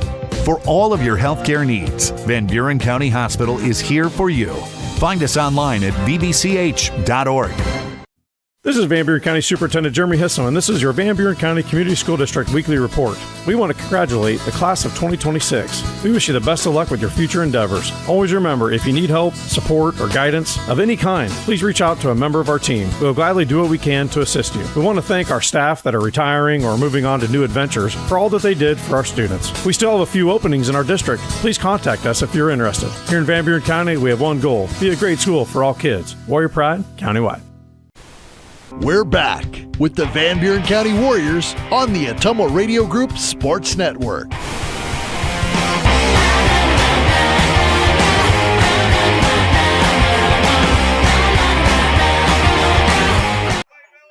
Back with you here, Ottumwa Radio broadcast booth, Mustang Sports Complex.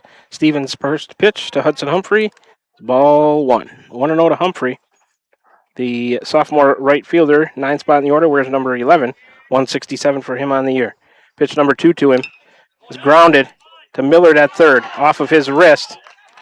And that'll be at E5. Humphrey reaches. Took a bounce hit and hit off of Millard's wrist there and ricocheted to the left, farther into play. So, should have been an easy grounder. Maybe not aided by the best of hops there, but I got to credit or mark an E5 there on that one. So the leadoff man on now for the top of the order, number 8, Peyton Schooley. He takes ball 1. Where's number 8, sophomore second baseman, led off the game with a single thrown out at third to end the first. 3-0 Warriors as we play. Bottom of the third, runner at first, nobody out. Low, 2-0. All the inning recaps tonight brought to you by the Complexion Company. All the innings, Cranston Family Funeral Home. Stevens to stretch, a look at first. He bounced that one in there. Wild pitch underneath Simmons. 3-0 to Schooley. Trouble brewing for the Warriors here in the top of the third.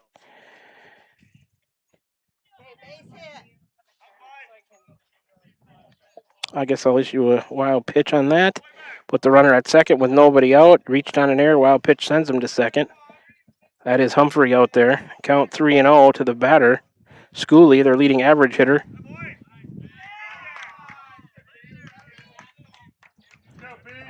Not much of a strike signal there from the umpire, but the batter stays in there. It's 3-1 to Schooley. Stevens ready again. Here he comes, and that one missed. First and second, nobody out. Schooley draws a base on ball. Second walk issued by Stevens. That's going to bring up number 2 spot in the order. Dexter Scott, sophomore shortstop, wears number 1. He's 0 for 1, a fly out to the left. 329, good average for him coming into play tonight. And the pitch. Missed outside. Stevens struggling with command here in the third, 1-0.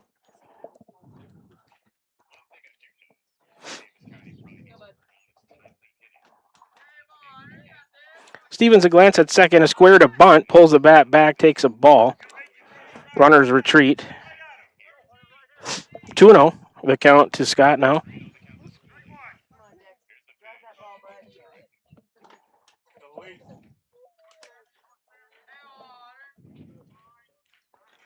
Square to bunt again. Stevens a pitch, is bunted foul, left side.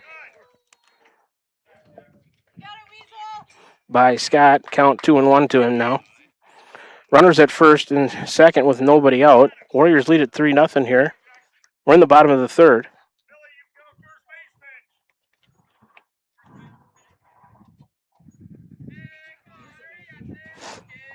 Stevens looks at Simmons. He's set, and a glance back at second to pitch. That one drilled to center. McKinney there to make the catch. Runners do not tag. There's a big out for the Warriors. Dexter Scott first out of the inning on a line out to center. McKinney, a nice play out there. Now 1 out, 2 on for the number 3 spot in the order, number 21, Max Taylor. Sophomore catcher, 0 for 1 on the day, a pop out to second. Taylor, 297, coming into play tonight. That is...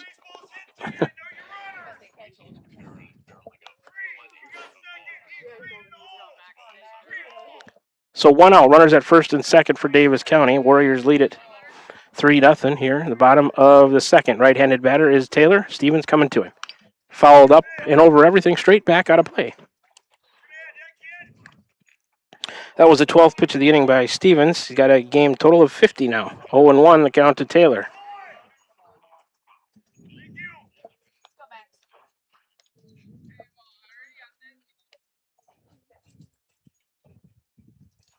Stevens ready on an 0-1 to lift the leg and deliver that one way too far outside. Good stop. Or save, I guess you'd call it, by Simmons back there. 1-1 to Taylor.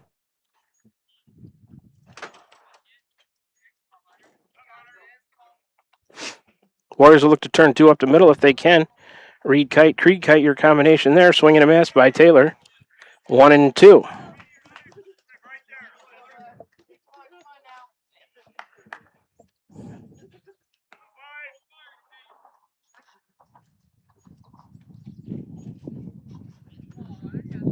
Here's the 1-2. Just a little bit too far outside. 2-2 to Taylor now. On deck, Noah Sizemore for Davis County.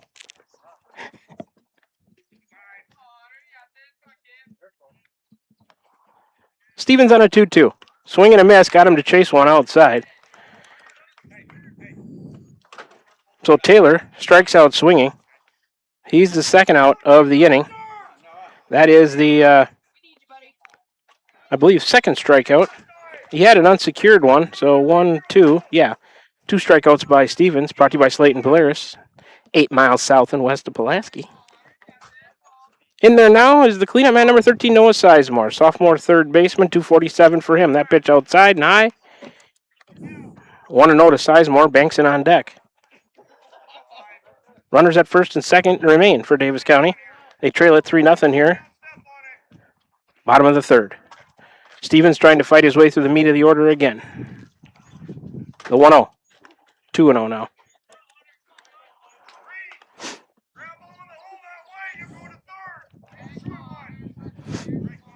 Force to be had at third, second, and first for the Warrior defense. In the outfield, just squeeze it. 2-0. Missed. 3-0. He's a ball away from loading them. Lights are on here at the Mustang Sports Complex. Not really taking any of effect. Sun's still up behind us. As you can see from the camera view, shadows cast out across the field from third towards first. The pitch, and he walked him on 4 straight to load him. So Sizemore to first. Schooley to second. Humphrey to third. That is the third walk issued by Stevens tonight. 20 pitches in the inning so far. He's up to 58 game total, and head coach Ron Walker wants to go out and have a chat with Hunter Stevens and the infield here. Up next is number 25, Hayden Bankson, 5 spot in the order, senior first baseman. He's walked on the night, stranded on the bases. Went to first and then went to second on that unsecured third strike. And he was left there, part of 2 runners stranded last inning for Davis County. So they're loaded for the Mustangs. There are 2 outs, though. Warriors an out away from getting out of trouble here. They lead at 3-0 here in the bottom of the third.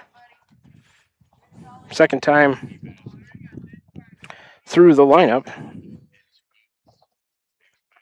Stevens to the plate. Missed high and outside. 1-0 to Bankson. So, command an issue here. He's managed to dodge any run so far. The 1-0. Popped up right side. That's going to land on the 10th over there, the shade 10 of the fans, and bounce back into play. Strike one to Bankson, 1-1. Husted on deck for Davis County. Ground ball, touch the bag nearest you, or take the easy one at first. The pitch, low and outside. 2-1. No place to put them as they're loaded here with 2 out. Got to make them put it in play here. Stevens does. Hopefully pitch a strike, but away from the meat of the bat here, somewhere towards the corners of the zone. There's a ball. 3-1. Like I said, no place to put him. Walk is a run here for the Mustangs.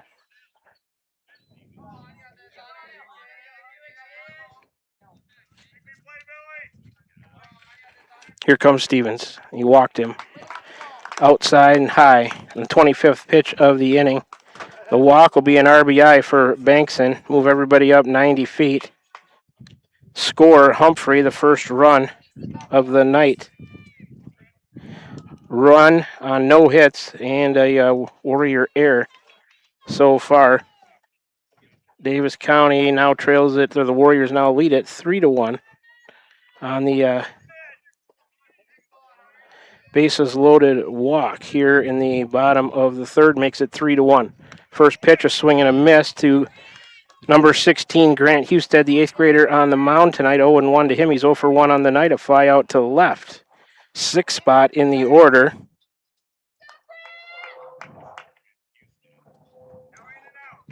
Stevens ready, and he's coming back. Bounce that one in there.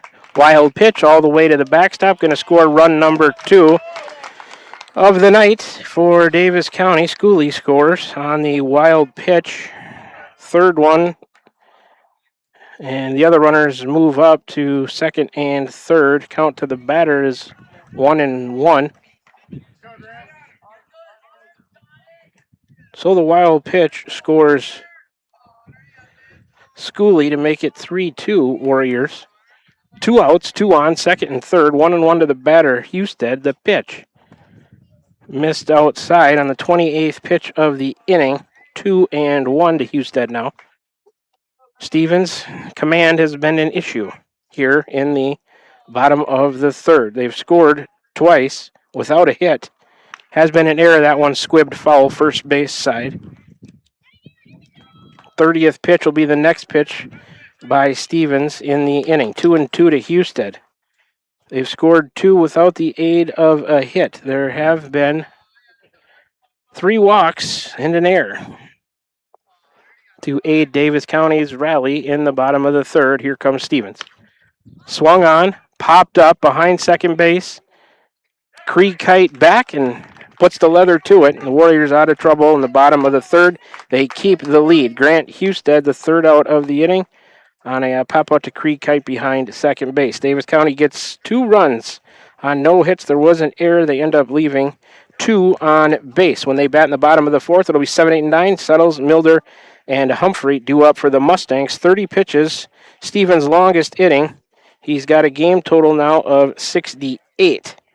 Take a 60-second break. Warriors coming to the plate in the top of the fourth, leading at 3-2, 8, 9, and 1 for Van Buren County. Meek, Boley, and the top of the order, Reed Kite. Coming back for more Warrior Baseball. You're tuned into it right here on the Atemo Radio Group, a YouTube sports channel. Summer travel season is here. Are you ready? With Pilot Grove Savings Bank's digital banking tools, you can manage your money anytime, anywhere. Check balances, transfer funds, and stay connected. Whether you're at home or on the road, stop into any of our 17 locations or give your nearest branch a call and travel with confidence this summer. Pilot Grove Savings Bank. Banking made easy. Member FDIC, Equal Housing Lender. This is Jeremy with Cranston Family Funeral Home. I want to take a moment and say thank you, not for choosing our funeral home, although we're deeply honored when you do, but for showing up for your neighbors, for supporting small businesses, for standing in line at visitations and hugging people you maybe haven't seen in years. That is what makes our communities feel like home. At Cranston Family Funeral Home, we don't believe in flashy promises. We believe in showing up quietly, respectfully, and doing the work that matters when it matters most. So from our family to yours, thank you. We see you, we are grateful for you, and we'll be here when you need us. Once again, we return to the Ottumwa Radio broadcast booth from the Mustang Sports Complex here in Bloomfield, Iowa. Grant Histed returns to the mound for the Mustangs to start work in his fourth inning. Jackson Meek, 1-for-1 with a single on the night. First batter he's going to face in the 8th spot in the order, number 14, the junior first baseman. Fouls that one back and to the right. 0-1 to Meek. Jackson 195 into play tonight. Husted so far through 3+ years, given up 3 runs, 6 hits, walked 2, struck out 5, 59 game total pitches after that first one to Meek. Jackson in there from the right side, a breaking ball, misses, a little bit low and outside evidently. 1-1 to count to Jackson. Parker Boley, the DH, sophomore on deck for Van Buren County. They lead at 3-2. Top of the 4th, the pitch. Low. Outside, maybe. 2-1 to count to Jackson Meek.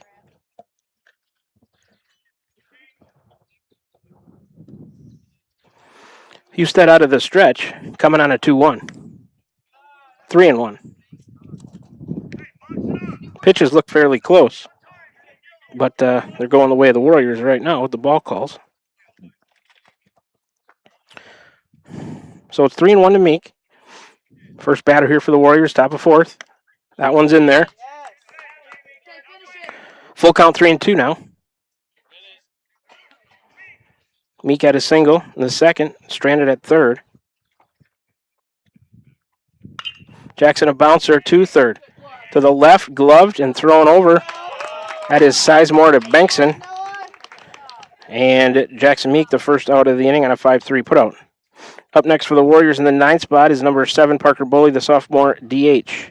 He's 0-for-1 tonight with a swinging strikeout, 171 on the year, batting for Stevens with no average. So the Warriors looking to start a one-out rally here with nobody on. Boley in there from the right side. Like I said, 171 on the year for Parker. Husted coming to him. Tapped off of Boley in the batter's box for strike 1. Reed Kite, top of the order on deck for the Warriors. It's 3-2. Van Buren County with a 1-run lead. As we play here, top of the 4th. 1 out. Bases empty. Center fielder Milder shaded to left a little bit with the Boley, the righty, in there in the next pitch. Breaking ball lands high. Count 1-1 to Boley.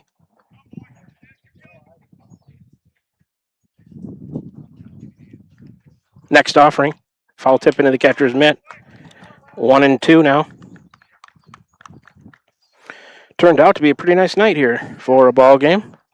Sun setting behind us. Lights are on here at the Mustang Sports Complex. Slight breeze from our back towards the field. That pitch bounced in there for a ball. 2-2 now. 10th pitch of the inning for Husted. 68 game total, same as Hunter Stevens at this moment.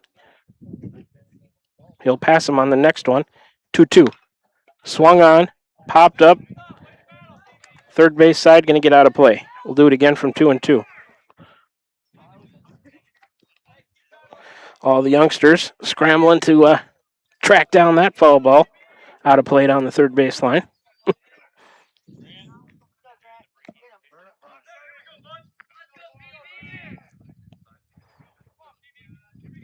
Husted ready on a 2-2 to Boley. Ooh, must have missed just high. Good take, good pitch, good take. Count full now, 3-2 to Boley. Warriors looking for a 1-out base runner. Husted, the payoff. Oh, a called strike 3 inside corner. Boley caught looking, second out of the inning. Top of the order coming out for the Warriors. That's the sixth, strikeout on the night by Husted. Top of the order, number 3, Reed Kite, the freshman shortstop. 1 for 2 on the night with a single and an RBI. Also a pop out to second. Creekite on deck. Reedkite in there from the right side at 3:44 entering play tonight. Husted coming to him. Reedkite a pop up on the infield. Husted off the mound makes the call and the catch. On one pitch, Reedkite retired.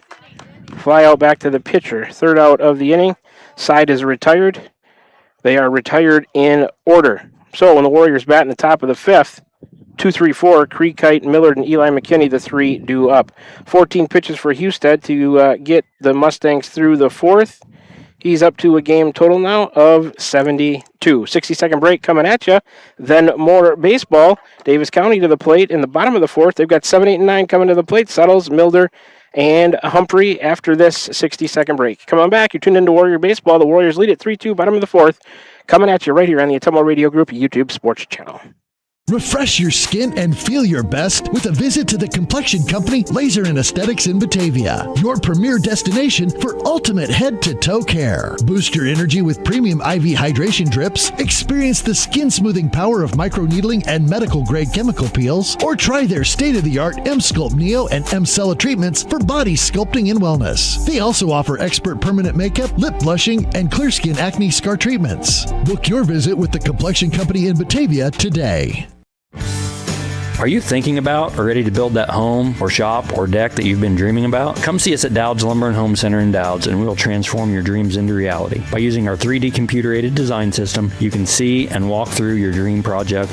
After your project is designed, we can generate a detailed material list to see if it fits within your budget. Contact Mike or Josh at Dowd's Lumber and Home Center to get your project started today. 641-936-7115 or check us out at dowdslumber.com. We return to the Atomo Radio broadcast booth to start the bottom of the fourth here with the Warriors leading the Mustangs 3-2. Settles, Milder, Humphrey, the three due up for the Mustangs here in the bottom of the fourth. This is the seventh spot in the order, number 12. Josh Settles, the senior left fielder. He's 0 for 1 on the day with a strikeout. Unsecured, he made it to first. Takes ball one outside. 1-0 the count to him. 238 on the year for the left-handed batter. Against the lefty, Stevens coming back to him. Missed inside. Stevens looking to have a better inning here in the bottom of the fourth. He allowed 2 runs in the bottom of the third. Hopefully better command. Missed on that one, low and outside. And it's quickly 3-0 to Settles, the leadoff batter here for the Mustangs in the bottom of the fourth. Hate to put him on with a walk. Let's see. That one is a called strike. 3-1 now to Settles from Stevens.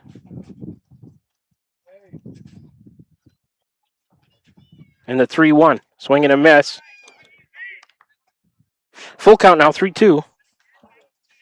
Victor Milder on deck for the Mustangs.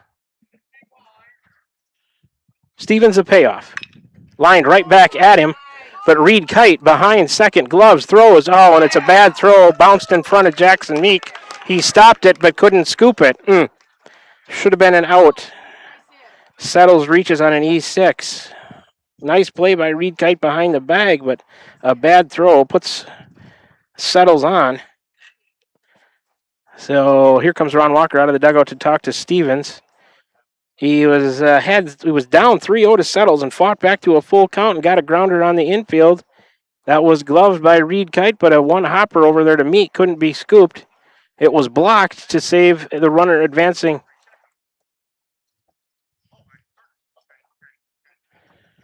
Save the runner advancing. Head coach Ron Walker talking with Vic Combs, home plate umpire, about something there, just making sure Hunter didn't get hit on that grounder back up the middle. I think he's okay.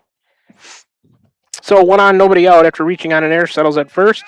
8th spot in the order, number 24, Victor Milder, freshman center fielder. 127 for him on the year. On the night, he's 0 for 1.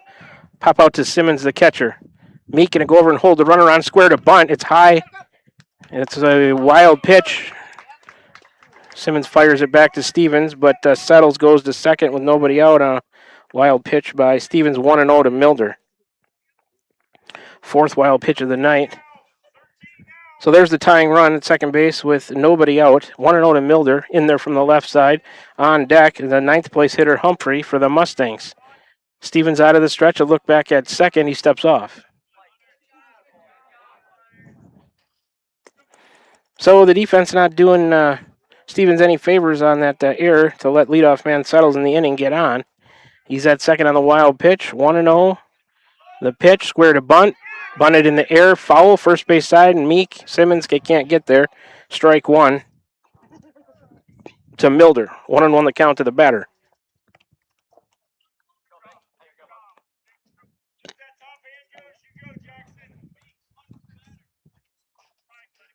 So Settles back to second.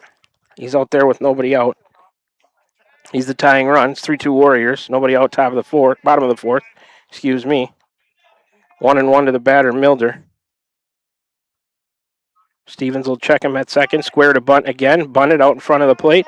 Jackson, Meek, in, gloves, goes to first. The Warriors get the out there. Good cover. Creek Kite goes from second to cover first. So that putout goes 3-4. Give Milder a sacrifice, though, as he put the runner over to third with one out. We'll give him a sacrifice. Put out is 3-4. So runner at third with one out now. Settles over there. For the ninth place batter in the order, number 11, Hudson Humphrey, the sophomore right fielder, 167 for him. In there from the right side, he is 0 for 1, reached on an error, scored a run. Settles with his lead in foul territory at third. Stevens to the plate. That's in there, called strike one to Humphrey. Top of the order, Peyton Schooley on deck for Davis County. 0-1 to Humphrey. Stevens lifts the leg and coming back to him. That's too far outside. Count even 1-1 to the batter now.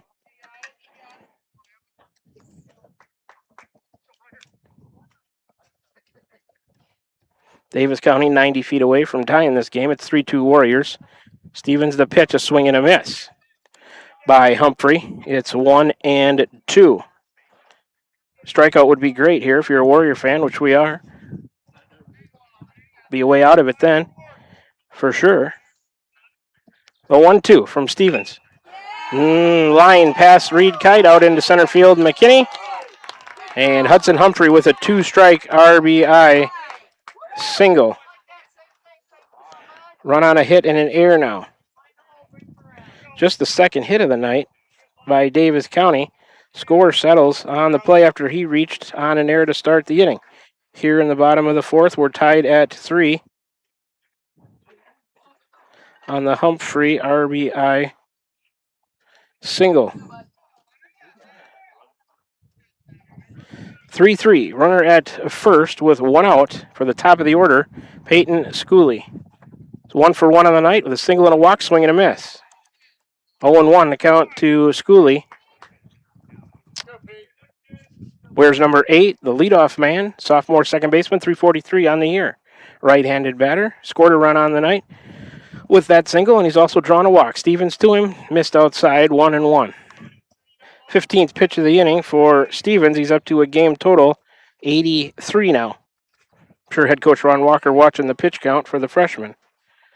1-1 to count to the batter. Runner at first, Humphrey has a lead. The pitch, missed low. 2-1 to Schooley. So they've tallied a run on a hit with a Warrior error here to tie it at 3. Bottom of the fourth. Stevens the pitch. High and away. 3-1 now to the batter, Schooley. Meek holding on Humphrey down there at first. McKinney shaded to left a little bit with the righty in the box. Other Warrior outfielders about straight away, maybe a little past medium depth. Stevens a glance at first and the pitch. That one's in there. 3-2 now. Warriors would love to turn 2 up the middle if they could. Reed Kite, Creek Kite, your combination there. Short and second. They can get a grounder. Stevens the payoff. Missed, bounced it in there low and in. Schooley draws a base on ball, first and second now with just one out. They've already scored once on a hit with a Warrior error here. Here comes head coach Ron Walker probably to make a pitching change. That was the 19th pitch of the inning for Stevens. He's up to 87 game total, and I think we're sensing an end to the outing by Hunter Stevens. Meaning Warrior infielders, and he taps him on the hat. going to take him out of the game, I believe. So after 3 1/3, Stevens' night is over. 87 game total pitches. He gives up the 3 runs. Runners at first and second are his responsibility. We'll have a new pitcher for the Warriors. The line on Stevens with those 2 runners on base right now. He's given up the 3 runs on 2 hits, walked 3, struck out 2, 4 wild pitches. 87 total game pitches. The new pitcher is going to be Quade Harriman, probably coming in that same spot to be pinch hit for by Boley, I would believe. Quade Harriman is number 4.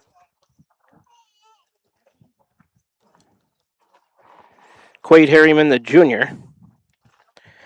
First man he's going to face is the number 2 spot in the order, number 1, Dexter Scott, sophomore shortstop. Scott, 329 on the year. On the night, he's 0 for 2.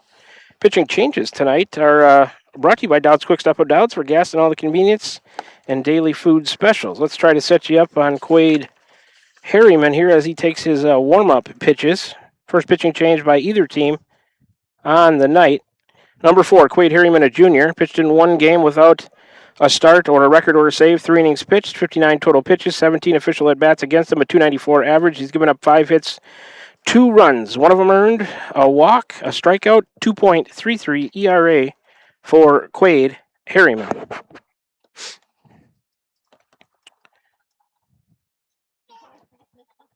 Get him entered into the book here as he comes in relief of Hunter Stevens here with 1 out and 2 on in the bottom of the 4th.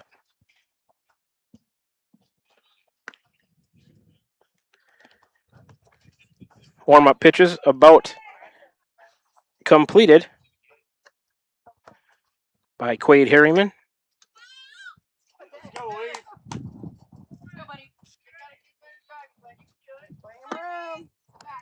And with 1 out and 2 on, first and second, Quade Harriman going to face number 2 man in the order, Dexter Scott. 0 for 2 on the night, 329 on the year for Dexter.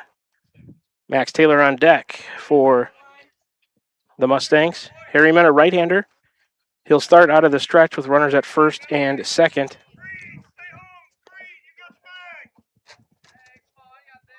Harriman ready, and the pitch is in there. Called strike 1. 0-1 to count to Scott. Runners at first and second have their lead. Creekite trying to keep the runner at second. Humphrey close to the bag.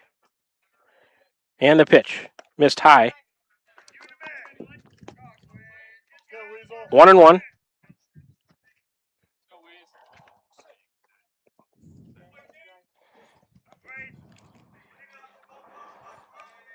Harriman looks in, checks first, checks second. He's ready in the pitch. Fouled up and out of play over everything to the right.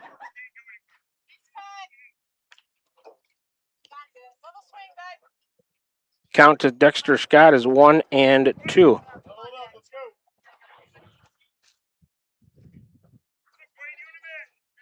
And I heard Ron Walker tell Quade that don't worry about the runner at first. He can't go anywhere, which is what I've been saying. There's a runner at second. That pitch caught on a liner to Miller to go back to second and double him off. A double play by the Warriors to get him out of trouble. Dexter Scott, second out of the inning on a, let's see. That'll be a Creekite covering, so that'll be a 5-4 double play as they throw back and get Hudson Humphrey doubled off of second. He's the third out of the inning on that 5-4 double play. So the Warriors out of trouble. Quade Harriman comes in on the 4 pitches, gets Van Buren County out of trouble in the bottom of the 4th. So Davis County does manage to tie the game. They get a run on a hit. There was an error. They end up leaving 1. And after 4 are complete, we're tied at 3. Davis County, when they come up in the 5th, they will have 3-4-5, Taylor, Sizemore, and Bankson, the three due up. But a 60-second break first. The Warriors coming to the plate in the top of the fifth, trying to get the lead back. They've got 2-3-4, Creek, Kite, Millard, and McKinney coming to the plate. Come on back with us. You're tuned into Warrior Baseball right here on the Ottumwa Radio Group Sports Network. Hi, I'm Cody Crane with Crane Concrete Ready Mix. If you're tired of not mattering to the big corporate companies, then call us. When you work with us, you won't be on a waiting list. We can get you concrete when you need it. We are a family-owned business, offer competitive prices, and are easy to work with. We deliver to Davis, Wapello, Van Buren, and Jefferson counties. Work with a company that will take care of you. Call me, Cody Crane, at 641-919-1350. We're back with the Van Buren County Warriors on the Ottumwa Radio Group Sports Network.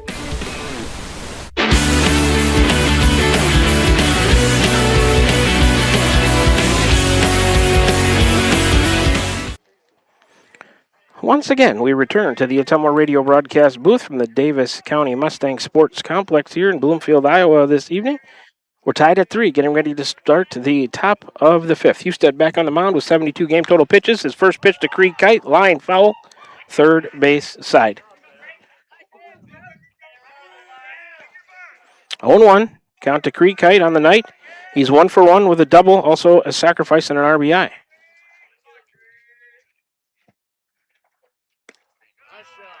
That pitch missed. 1-1 to Cree now. That pitch missed low. 2-1.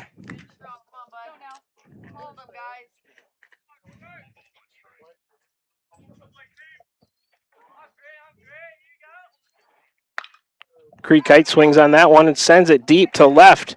This one way back there. And it bounces up against the wall or the fence. Cree Kite put a charge into that one. And he's got his second double on the night. Standing out there at second, the leadoff man for the Warriors. They've got him on in scoring position with nobody out to start. On 4 pitches, he launched a double there over the left fielder. Over settles head, and here comes head coach Todd White maybe to make a pitching change. First hit there on the leadoff batter in the inning for the Warriors. That is the 7th hit of the night given up by Husted. See what they're going to do. And I believe we've got a pitching change, number 1, going to come into the game. So 4 pitches for Husted here. He gives up a double to Cree Kite. He ends with the night with a game total of 76. He goes 4+. And number 1, Dexter Scott, going to come in from short to pitch.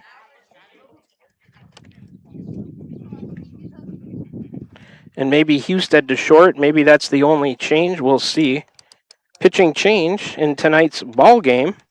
Brought to you by Dowd's Quick Stop of Dowd's for gas and all the convenience and the daily food specials. Let's get you some notes here. Dexter Scott, second pitcher of the night for the Mustangs, number 1, sophomore. Pitched in 9 games with a start, a 1-2 record with a save, 20 2/3 innings pitched, 428 total pitches for him, 106 official at-bats against him with a 179 average. He's given up 19 hits, 16 runs, 12 earned, 18 walks, 3 hit batters, 23 strikeouts, a 4.06 ERA for the new pitcher for Davis County, Dexter Scott. The line on Husted, he goes 4+. That runner out there at second, Cree Kite, is his responsibility. Husted gives up 3 runs on 7 hits, a couple of walks, 6 strikeouts. No wild pitches or hit batters for him. Scott, a righty, still in the middle of his warm-up pitches to Max Taylor. AJ, any other scores to report? Nothing? Okay. And let's see. Number 8 goes to shortstop. That is Schooley from second base to short. And try to get the other changes here for you. Maybe AJ can look at the second baseman and the third baseman for me. Kennick Millard going to be the first man Dexter Scott faces out of the stretch with Cree Kite out there at second. A look at him and the pitch to Millard. in there, strike one. 0-1 to Kinnick. He is 0 for 1 on the night, caught looking, also drawn a walk. Husted might have went to third. Not sure. Here's a pitch. Swing and a miss on an outside fastball, 0-2.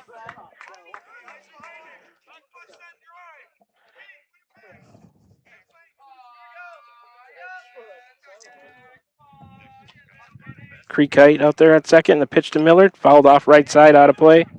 We'll do it again from 0-2.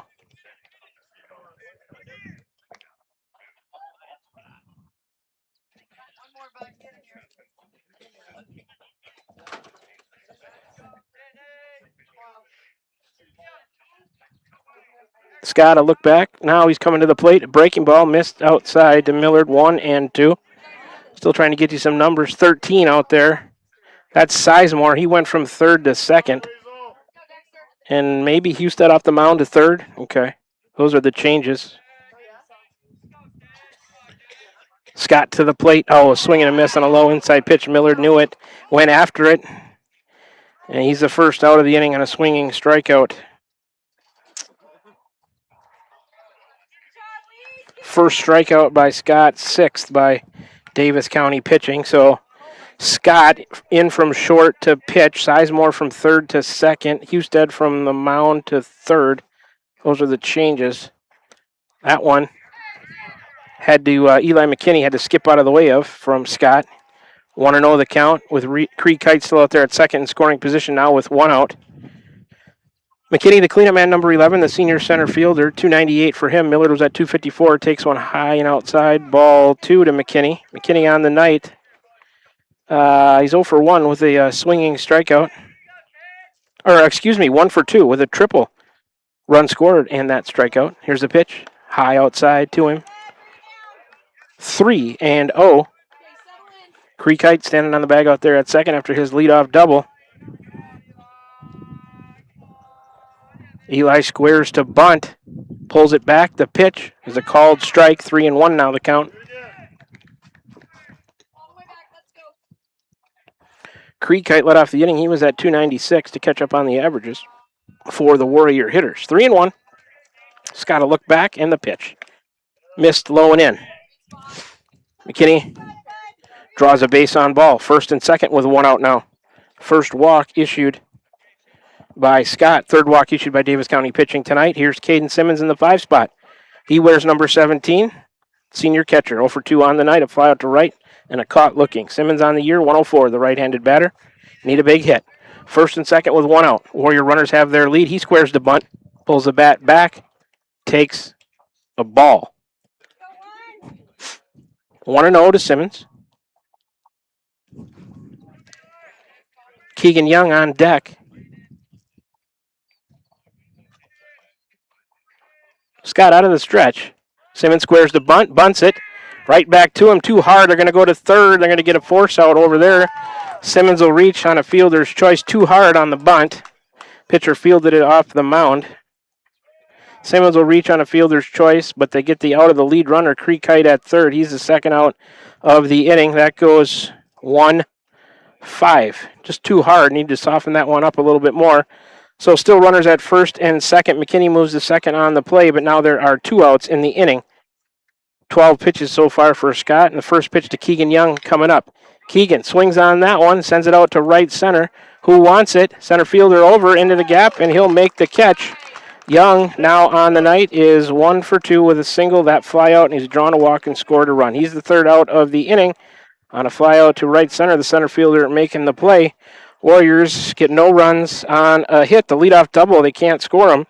There were no errors by Davis County, and Van Buren County ends up leaving 2 after the inning is over. 13 pitches for Dexter Scott to get Davis County out of trouble and through the top of the 5th. When the Warriors bat in the top of the 6th, 7, 8, 9, due up Harriman, Meek, and the DH Boley. We are tied at 3, going to the bottom of the 5th for Davis County. 3, 4, 5, Taylor, Sizemore, and Bankson coming to the plate. Come on back after 60 seconds for some more Warrior baseball, which you're tuned into right here on the Atomo Radio Group YouTube Sports Channel. This is Van Buren County Superintendent Jeremy Hisson, and this is your Van Buren County Community School District Weekly Report. We want to congratulate the class of 2026. We wish you the best of luck with your future endeavors. Always remember, if you need help, support, or guidance of any kind, please reach out to a member of our team. We will gladly do what we can to assist you. We want to thank our staff that are retiring or moving on to new adventures for all that they did for our students. We still have a few openings in our district. Please contact us if you're interested. Here in Van Buren County, we have one goal: be a great school for all kids. Warrior Pride, countywide.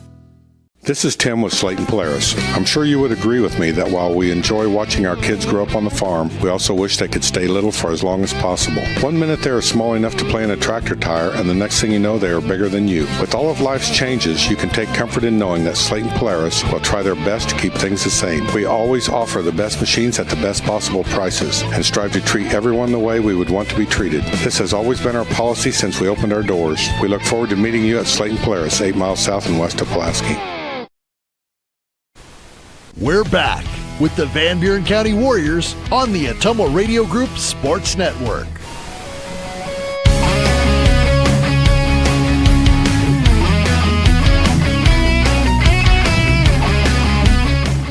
Back with you here, the Atomo Radio broadcast booth to start the bottom of the fifth, tied at 3.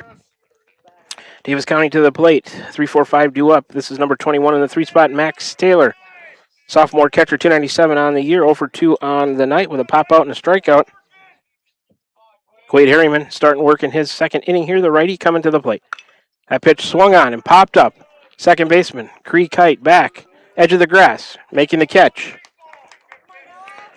Max Taylor, the first out of the inning on one pitch. And that pop-out to Cree Kite, second base. So 1 out, nobody on for the cleanup man, number 13, Noah Sizemore.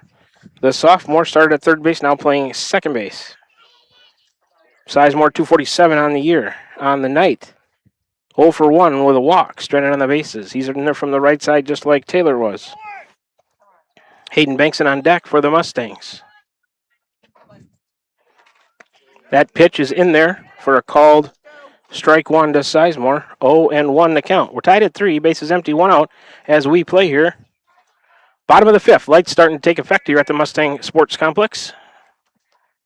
Quade Harriman working out of the windup in the pitch.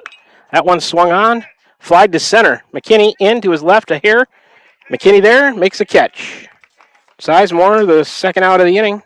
Fly out to McKinney in center, so on just 3 pitches, Harriman has 2 outs. Nobody on. Third man to bat in the inning is number 25, Hayden Bankson, 5 spot in the order, senior first baseman. 253 for him on the year. On the night, he's walked twice, stranded on the bases both times. And he does have an RBI, as that one was a bases loaded walk. He's a right-handed batter as well. Houston on deck. Takes ball 1 from Quade Harriman. 1-0 to Bankson. Base is empty with 2 out. A look over the glove. He's got his pitch from Simmons, and Quade the delivery. Bounce that one in there. 2-0. Head coach Ron Walker says go right at him here.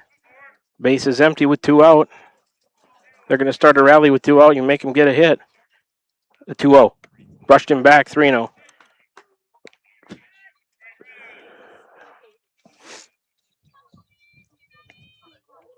We're tied at 3. Base is empty. 2 out, bottom of the fifth. Much better ball game than the first time around against Davis County. Harriman the 3-0. That's a called strike to Bankson, 3-1. Harriman that's Quade Harriman trying to get back in the at-bat.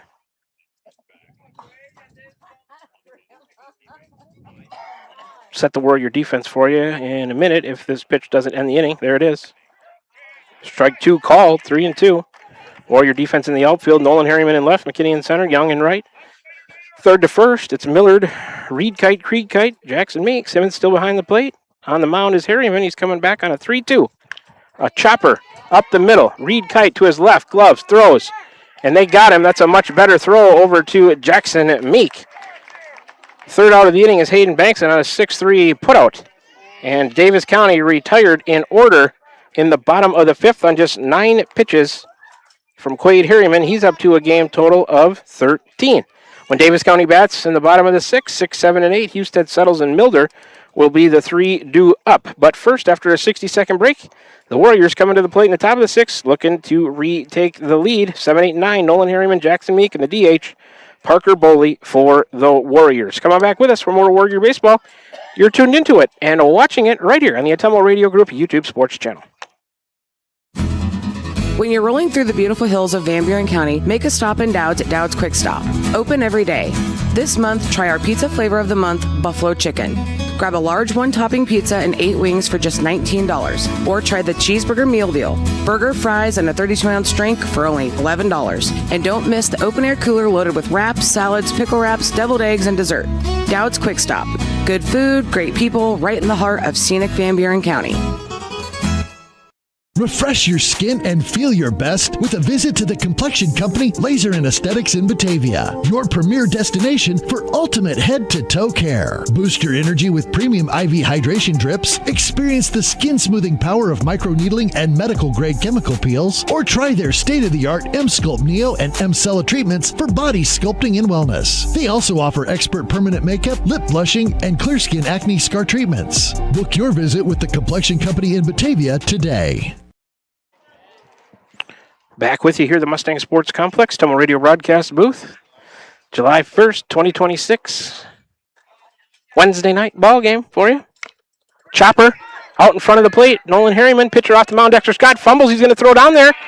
Oh, and they get him by a half a step. Boy, that was a close play. And the first pitch to Nolan Harriman, a chopper out in front of the plate, fielded off the mound, was Dexter Scott. He fumbled it, threw it down there, and still had time to get him 1-3. On the putout. Harriman now, that's Nolan, on the night is 1 for 3, a single and a run scored. So 1 out, nobody on for Jackson Meek. 8th spot in the order, number 14, junior first baseman. He's 1 for 2 on the night with a single, stranded on the bases, and a ground out to third. Dexter Scott coming to him. Breaking ball missed, low and in. 1-0 to Jackson Meek. On the season, 195 for him. Nolan Harriman was at 4-12, 7 for 17 in limited at-bats coming into tonight. Scott's next offering. Tapped foul, third base side towards the Mustang dugout. 1-1 the count with 1 out, nobody on. We're tied at 3 in a good ball game, top of the 6th. Looks like Nolan Harriman heading down with Max Shriver to the bullpen there to warm up. We might see a new pitcher, another Harriman. That one missed low and outside. Fastball from Dexter Scott to Jackson Meek. It's 2-1. What I was trying to say was you might see second Harriman in a row on the mound. Quade's night of work might be done. Might see Nolan. That one high to Meek. 3-1.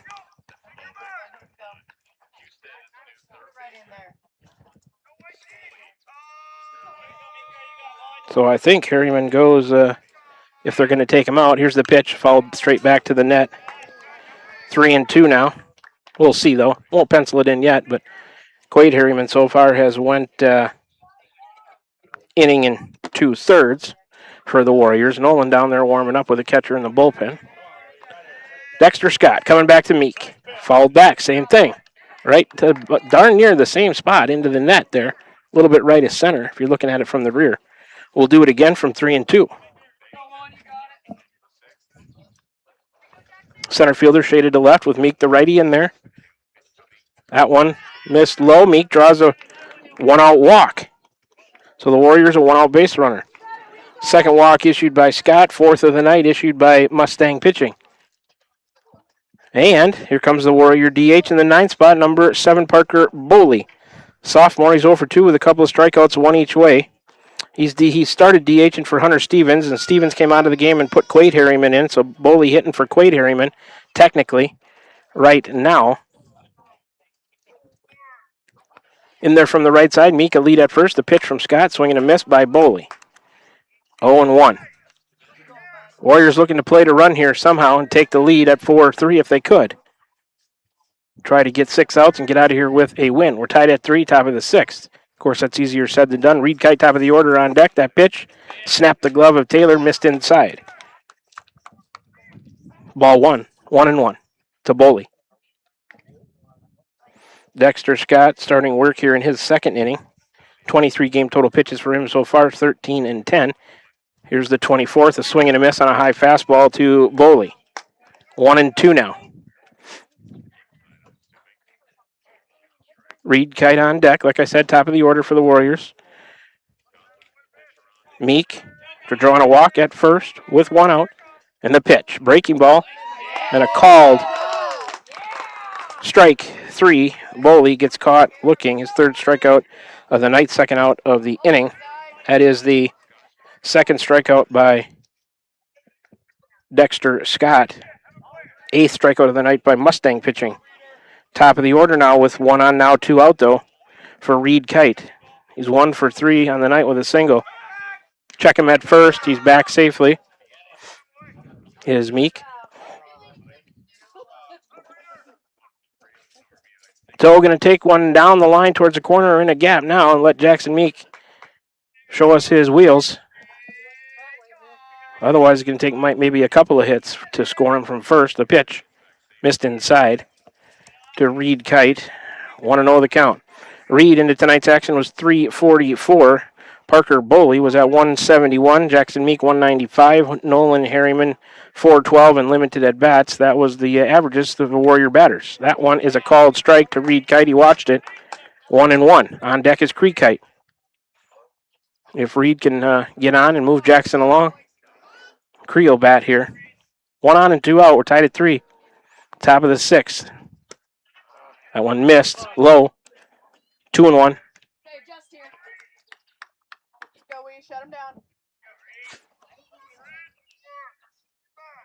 Center fielder Milder out there shaded a few steps to left with the righty at the plate. That's Reed Kite.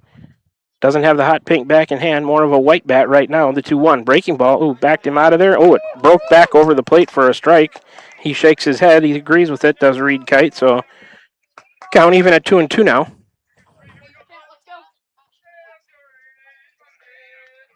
Dexter Scott, a look over there at Meek at first. He's got a medium lead in the pitch. Oh, it plunked him. He turned. I'm going to say it's a foul ball first off the bat. Yikes. Not really sure I agree with that.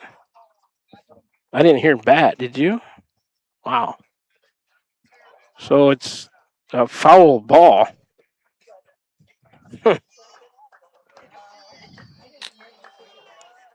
He's Reed trying to shake it off here in foul territory down the third base line. So we'll do it again from 2-2 if he can stay in the game.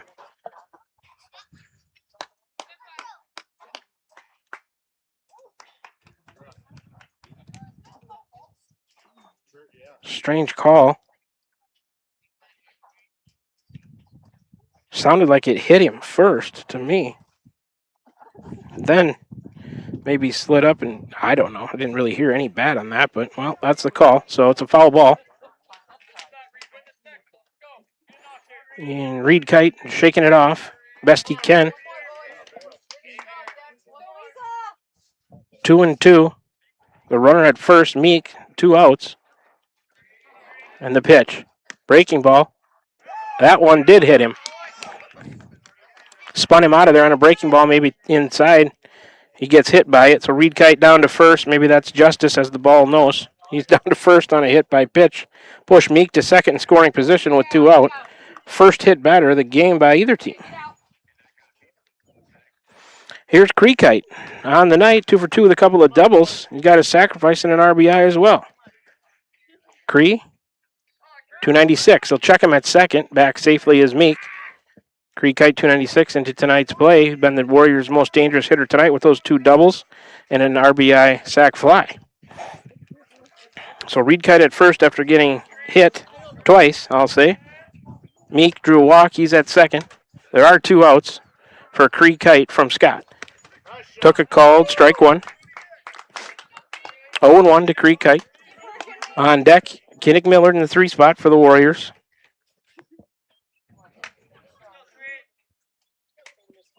Scott looking at Taylor out of the stretch with runners at first and second and 2 out. The 0-1 fouled off right side out of play. So it's 0-2 to Creek Kite. Looking for a big 2-out hit here. Another at-bat for the Warriors with runners in scoring position. These are so important. Throughout the course of a baseball season, you capitalize on some of these, and that makes your record higher in the win column than it is in the loss column. 2-out base hits with runners in scoring position. Meek out there with a lead at second. Scott will check him, and here he comes on an 0-2 low. There goes Meek. Boy, and he's out by a mile at third base, and Ron Walker says, "What are you doing?" I'm not sure what they're doing either. Man, they're running himself out of an inning there. He was already in scoring position. I think the pitch to Creek Kite was a ball, but he'll lead off the next inning for the Warriors in the seventh. So Jackson Meek, the third out of the inning, he's thrown out at third. That goes 2-5. Ron Walker's surprised to see him run. So the Warriors, no runs on it, no hits. There were no errors. They end up leaving one on base. 21 pitches for Dexter Scott to get Davis County through the top of the sixth. He's up to a game total now of 34. And looks like Quade Harriman going to return to the mound for the Warriors. When the Warriors bat in the top of the seventh, Creek Kite will start with a fresh count, then Kinnick Millard, then Eli McKinney. But first, after a 60-second break, Davis County to the plate. For the bottom of the sixth, 6, 7, and 8, Husted, Settles, and Milder, the three due up. We're tied at 3, going to the bottom of the sixth. Come on back after this 60-second break for more Warrior Baseball right here on the Ottumwa Radio Group YouTube Sports Channel.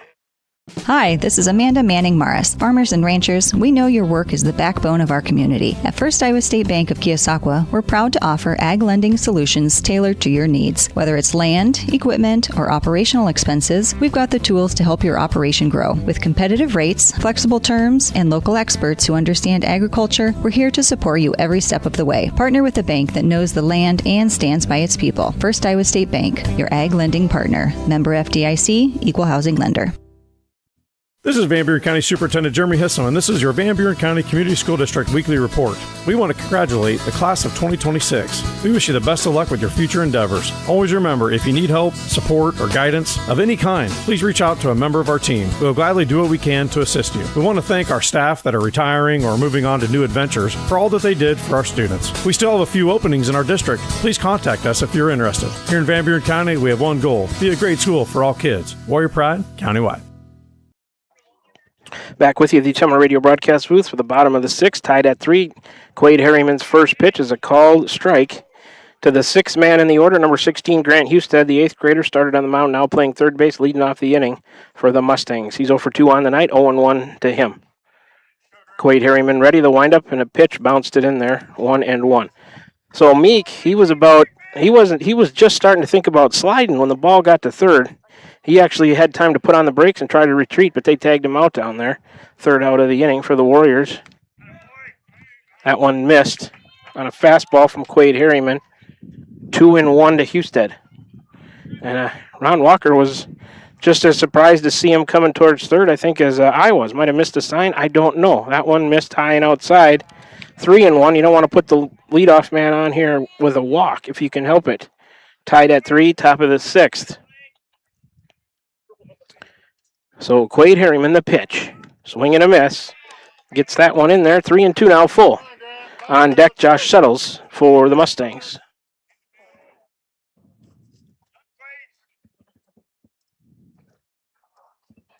Quade ready. He'll wind and deal. Popped up. First base side. That's going to get out of play. We'll do it again from 3-2.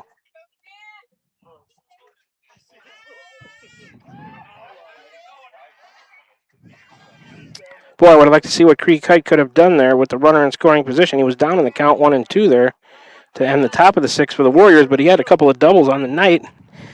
He'll lead off the inning with a fresh count. That one's a called strike 3, and Husted watched it.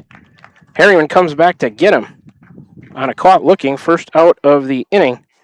That is the first strikeout recorded by Quade Harriman, brought to you by Slayton Polaris.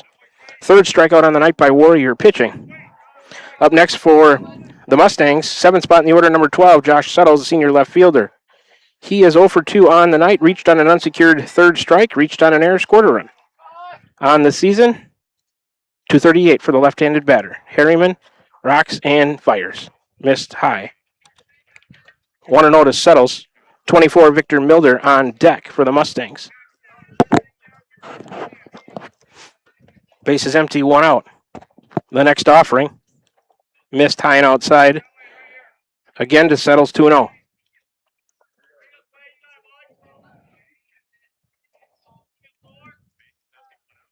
Here comes a 2-0. That one's in there. 2-1. Maybe didn't have to be, but it was.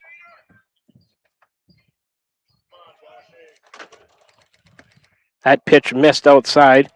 3-1 now to Settles. Davis County looking for a one-out rally. Harriman ready again, and the pitch. Swung on, popped up. Foul territory, third base side. Millard over there to make the play in front of Todd White, head coach. Foul territory just outside of third base. Harriman comes back to get Settles, second out of the inning. The pop out to Millard, foul territory at third. That'll bring up a spot in the order, number 24, Victor Milder. Freshman center fielder, 127 on the year. Tonight he's 0 for 1 with a pop out to Simmons. He's also got a sacrifice. Harriman to the plate. Oh, and he plunked him on the first pitch. Hit by a pitch is Milder. They get a 2-out base runner. That is the first batter hit by Warrior pitching tonight. Second of the game. Davis County has hit one batter as well. So 2-out base runner for the number 9 place in the order is number 11. Hudson Humphrey, sophomore right fielder, 167 on the year. Ron Walker going to come out and have a chat quickly with Quade Harriman. Here comes a courtesy runner, number 5. Or pinch runner, I guess, as that's the center fielder. So number 5 is Blaze Severson. Blaze Severson, an 8th grader, going to pinch run for Milder.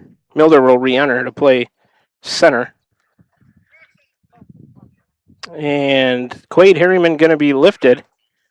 They're going to bring Jaron Troxel into the game to play left. Nolan Harriman going to come in to pitch.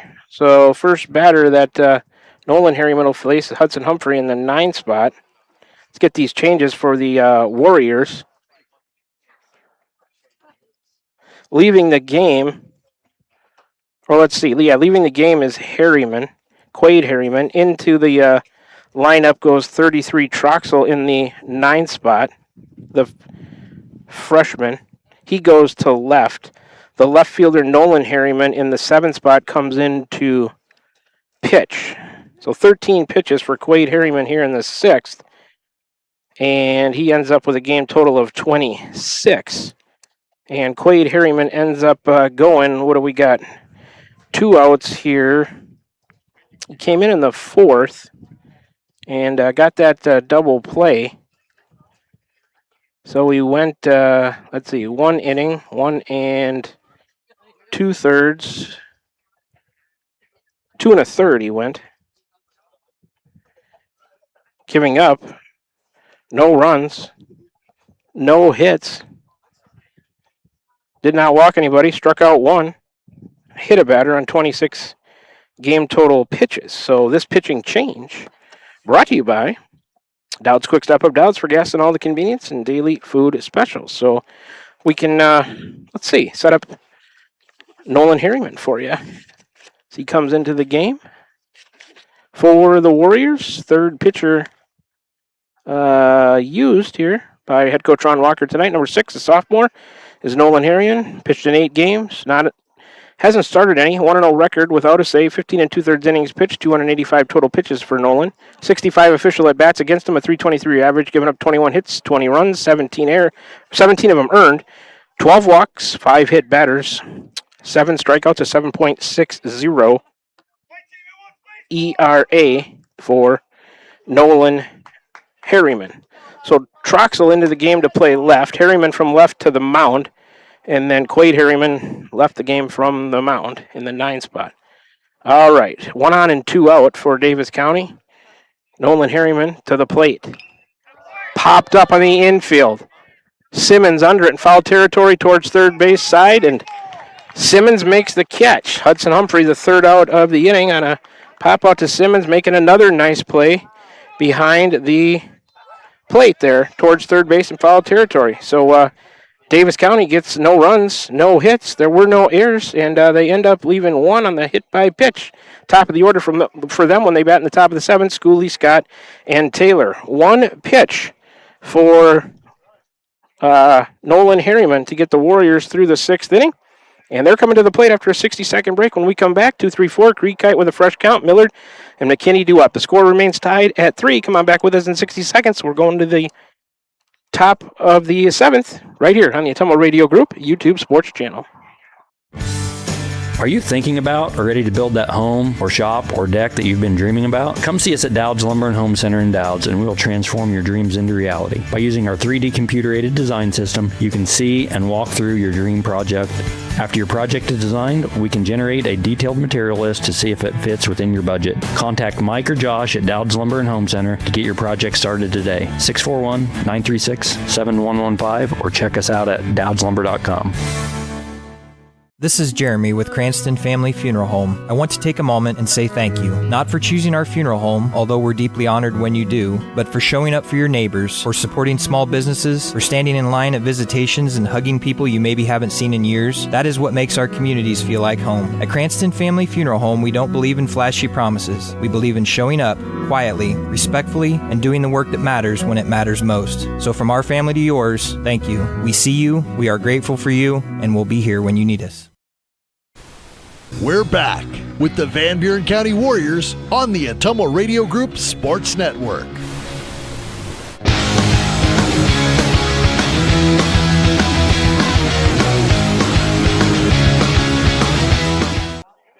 Back with you at the Ottumwa Radio broadcast booth. Davis County, no runs, no hits, no errors. They leave one there in the bottom of the 6th. Nolan, in relief of his brother Quaid on a pitch, gets the Warriors out of the inning, and here's Creekite to lead off the top of the 7th. Foul ball to the right of home plate there. 0-1 to count to Creekite, playing second base for the Warriors tonight. 296 entering play. He's got a couple of doubles and a sacrifice. He's 2 for 2 with that sacrifice and an RBI. Has not scored a run.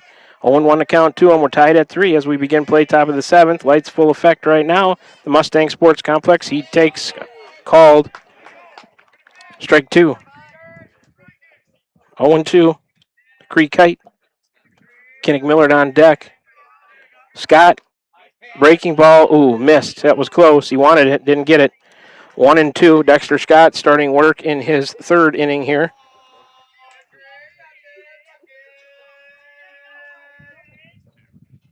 That one snapped the glove too far outside, though, on a fastball, 2-2. Husted went 4+. Scott has gone 2+ so far. There's a bouncer to first. Gloved. He'll go over and tap the bag himself. Will Hayden Bankson and Creekite the first out of the inning, 3 unassisted.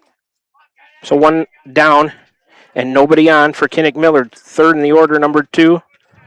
The junior 3rd baseman on the night. He's 0 for 2, strikeout looking, strikeout swinging. He has also drawn a walk. Coming into tonight's play, 254 for the right-handed batter.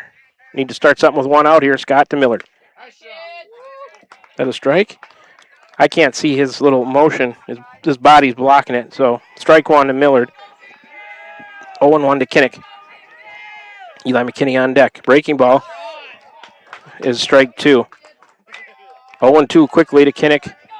Going to have to protect with 2 strikes. Warriors would love to score 1 here and try to get 3 outs and get out of here with a win. Swing and a miss.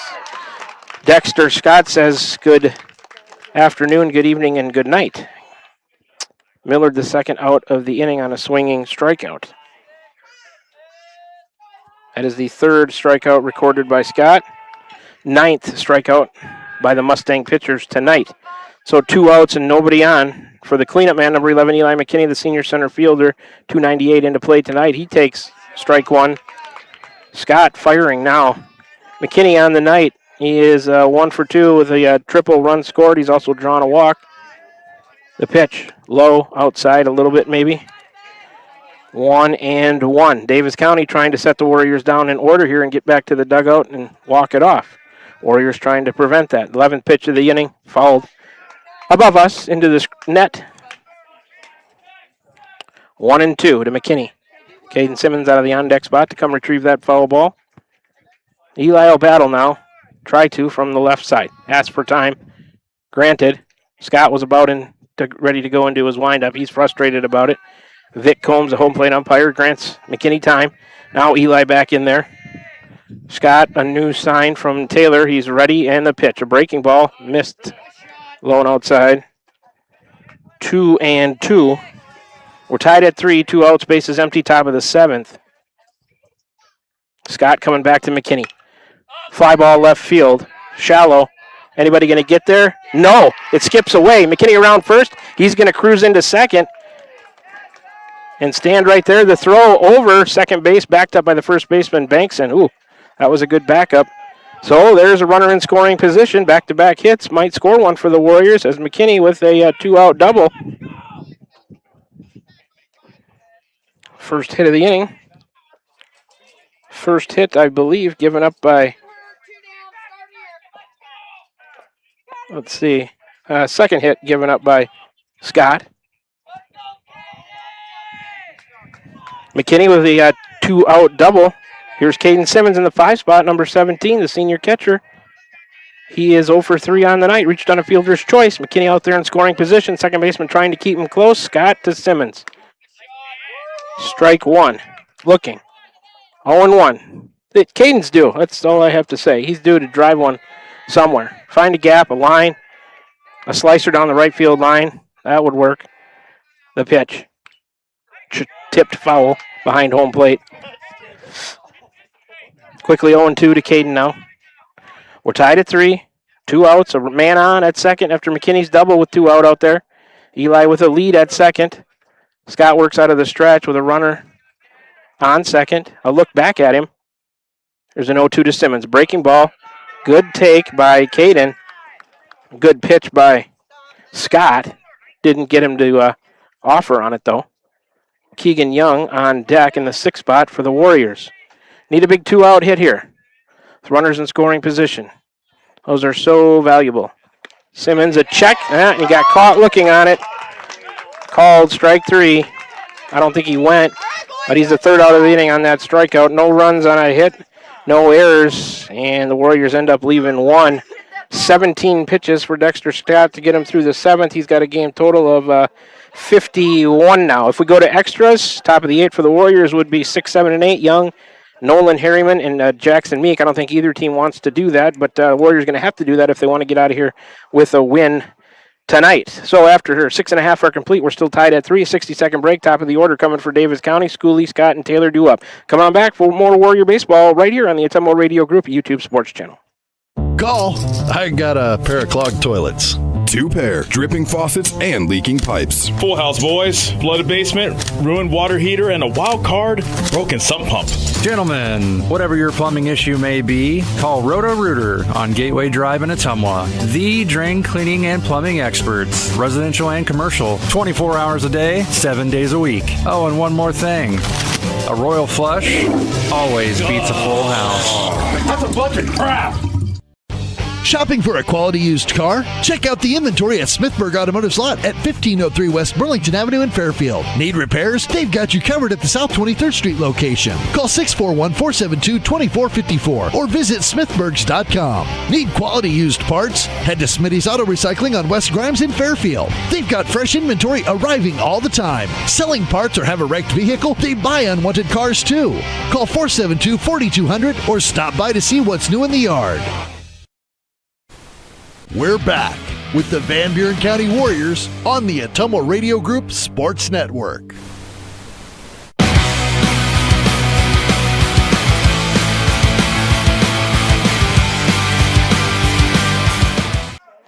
Back with you, the Atomo Radio, let me say that again, broadcast booth. Mustang Sports Complex here in Bloomfield, Iowa tonight, going to the bottom of the 7th, tied at 3. Nolan Harriman back on the mound, starting work in his 2nd inning.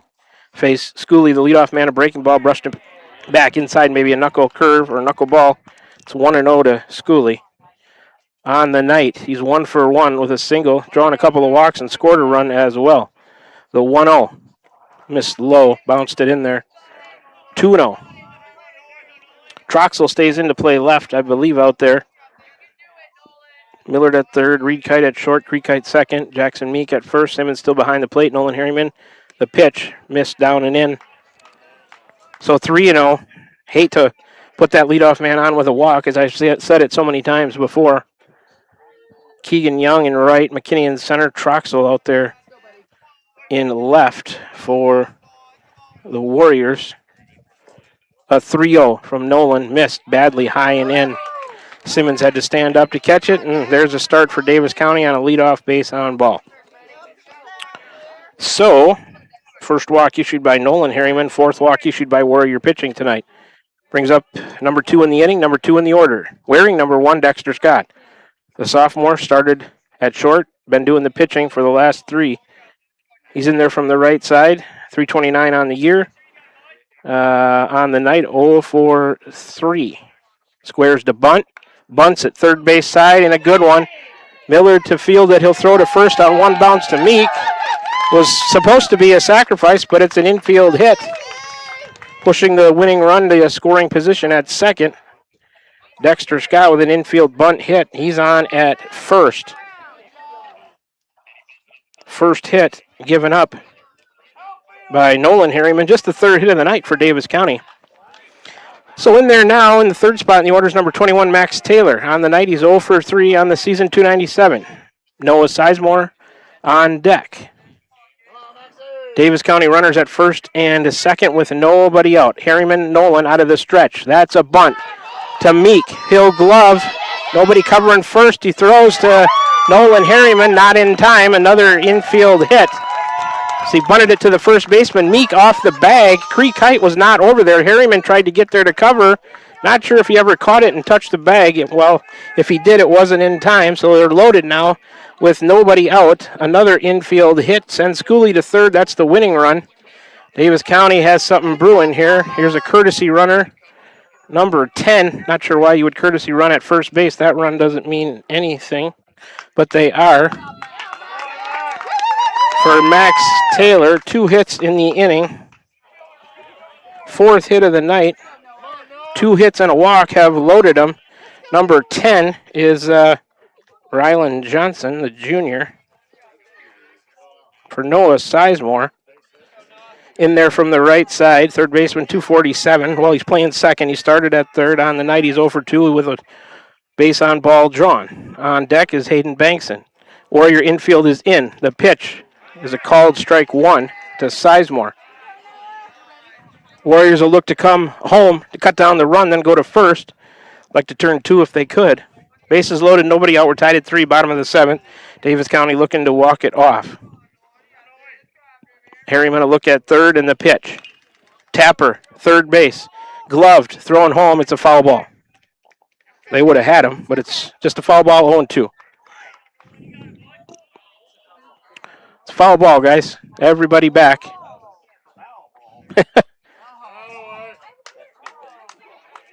Gloved in foul territory by Millard. Too bad it wasn't fair because I think they would have cut down the run for coming home from third. That would have been out number 1. Maybe had a second out at first. I don't know. So it didn't work out that way. It's 0-2 to the batter. Base is still loaded, nobody out. Nolan Harriman, 8 pitches in the inning. With that one last inning, he's got 9. Here comes number 10. That one missed. A little bit high outside, 1-2 to Sizemore. Pinch runner, Johnson at first. Dexter Scott at second. Peyton Schooley at third. We're tied at 3. Bases loaded, nobody out. Bottom of the 7th. Harriman, Nolan to the plate. There's a grounder. Harriman off the ball. He fumbled it, and the run's going to slide home safely, and Davis County walks it off on the, well, Noah Sizemore wasn't really a fielder's choice. I guess I got to give him an infield hit with an RBI. Score Schooley on the play. And that's a run on 3 infield hits. Davis County gets the walk-off. They win it 4-3. 9:22 is the final here tonight. In that 7th inning, they get a run on 3 hits. Not really an error. He knocked it down, tried to go home. And the runner, Schooley, from third beat it. And Davis County ends up leaving 3 there. But they win it, more importantly, by a score of 4-3 here in the bottom of the 7th. We'll call it a Sizemore infield hit. Scores 1. And that breaks the 3-3 tie, and Davis County wins it by a score of 4-3. They walk off Van Buren County here tonight in the Bottom of the 7th. 10 pitches for Harriman. He ends up with a game total of 11. He gives up, well, I'd have to see. He gives up 3 hits and that run in. We'll get his line when we come back. Let's get it to break, AJ, I guess. Takes us to the post-game show brought to you by Crane Concrete Ready Mix, delivering affordable ready-mix concrete to your door or job site. Check them out on Facebook for contact information. They sponsor the post-game show. We'll get to that right now after a 3-minute break. Warriors lose it tonight to the Mustangs by a score of 4-3. Good ball game. Just came up a little on the short end of things tonight. We'll be back with you for the post-game show from the Mustang Sports Complex here in Bloomfield, Iowa. You're tuned in to Warrior Baseball right here on the Ottumwa Radio Group YouTube Sports Channel. This is Van Buren County Superintendent Jeremy Hisson, and this is your Van Buren County Community School District Weekly Report. We want to congratulate the class of 2026. We wish you the best of luck with your future endeavors. Always remember, if you need help, support, or guidance of any kind, please reach out to a member of our team. We'll gladly do what we can to assist you. We want to thank our staff that are retiring or moving on to new adventures for all that they did for our students. We still have a few openings in our district. Please contact us if you're interested. Here in Van Buren County, we have one goal: be a great school for all kids. Warrior Pride, countywide. Refresh your skin and feel your best with a visit to the complexion company Laser and Aesthetics in Batavia, your premier destination for ultimate head-to-toe care. Boost your energy with premium IV hydration drips, experience the skin-smoothing power of microneedling and medical-grade chemical peels, or try their state-of-the-art M-Sculpt Neo and M-Cella treatments for body sculpting and wellness. They also offer expert permanent makeup, lip blushing, and clear skin acne scar treatments. Book your visit with the complexion company in Batavia today. Hi, I'm Cody Crane with Crane Concrete Ready Mix. If you're tired of not mattering to the big corporate companies, then call us. When you work with us, you won't be on a waiting list. We can get you concrete when you need it. We are a family-owned business, offer competitive prices, and are easy to work with. We deliver to Davis, Wapello, Van Buren, and Jefferson counties. Work with a company that will take care of you. Call me, Cody Crane, at 641-919-1350. Are you thinking about or ready to build that home or shop or deck that you've been dreaming about? Come see us at Dowd's Lumber and Home Center in Dowd's, and we'll transform your dreams into reality. By using our 3D computer-aided design system, you can see and walk through your dream project. After your project is designed, we can generate a detailed material list to see if it fits within your budget. Contact Mike or Josh at Dowd's Lumber and Home Center to get your project started today. 641-936-7115 or check us out at dowdslumber.com. This is Tim with Slayton Polaris. I'm sure you would agree with me that while we enjoy watching our kids grow up on the farm, we also wish they could stay little for as long as possible. 1 minute they are small enough to play in a tractor tire, and the next thing you know, they are bigger than you. With all of life's changes, you can take comfort in knowing that Slayton Polaris will try their best to keep things the same. We always offer the best machines at the best possible prices and strive to treat everyone the way we would want to be treated. This has always been our policy since we opened our doors. We look forward to meeting you at Slayton Polaris, 8 miles south and west of Pulaski. This is Jeremy with Cranston Family Funeral Home. I want to take a moment and say thank you, not for choosing our funeral home, although we're deeply honored when you do, but for showing up for your neighbors, for supporting small businesses, for standing in line at visitations and hugging people you maybe haven't seen in years. That is what makes our communities feel like home. At Cranston Family Funeral Home, we don't believe in flashy promises. We believe in showing up quietly, respectfully, and doing the work that matters when it matters most. So from our family to yours, thank you. We see you, we are grateful for you, and we'll be here when you need us. We're back with the Van Buren County Warriors on the Ottumwa Radio Group Sports Network.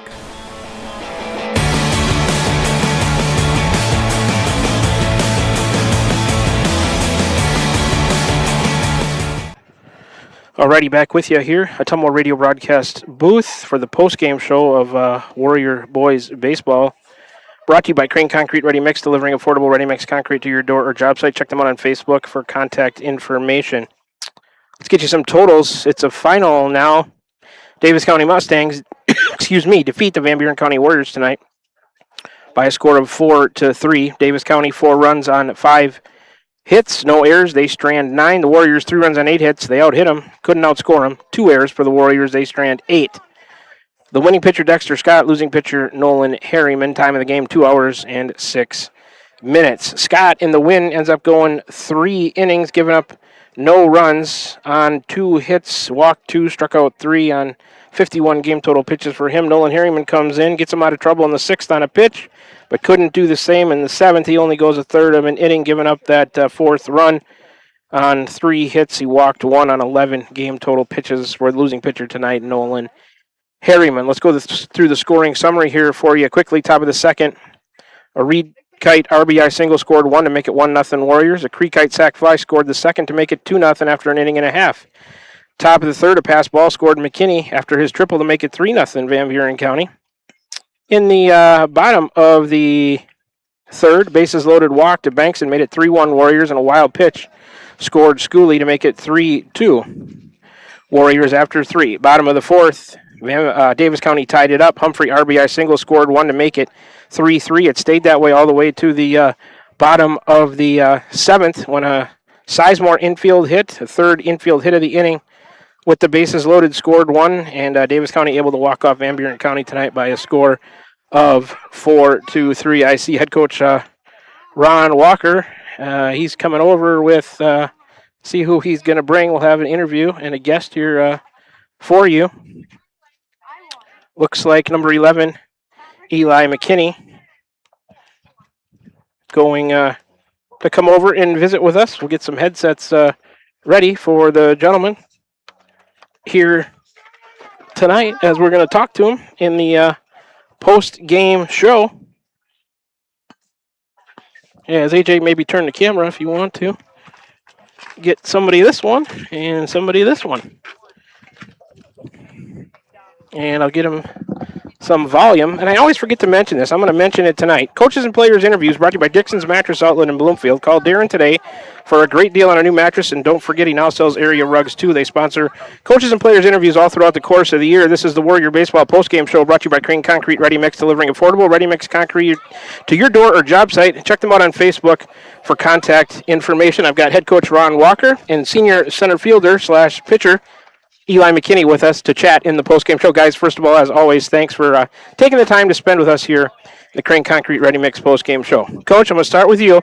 We've been talking about it all year long, and the Warriors continued it tonight. It was a 4-3 score in favor of Davis County, but when you compare this game, I don't care about who pitched, who played. All we can do is analyze what happened on the field. This was such a much better effort, I guess you would say, than that. It was kind of a drizzly day, the game one here at the Classic, but it was 14-0 Davis County. This was a tight 4-3 ball game that could have went either way. Much better performance.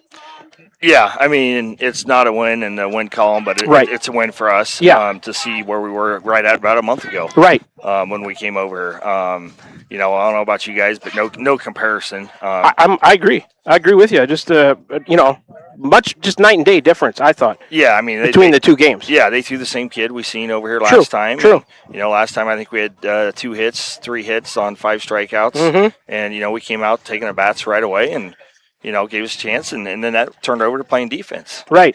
A couple of turning points that I wrote down. I want to see if you agree with me. I thought that Creek Kite leadoff double that you couldn't score him on. He was at second with nobody out in the inning. Thought that was big. If you could plate him, you're looking at a lead there in the later innings. So that was one thing. How do you feel about that one? Yeah, just not able to get him to third with no outs or 1 out, and he just stranded him out there. Right. At this level, if you get a guy on second, especially with Cree's speed, and you're at 3, 4, 5 in the order, you expect to get that run home somehow, some way, and we just failed to get it done. But yeah, and then I think I was maybe a surprise with you with the Meek throw out at third there.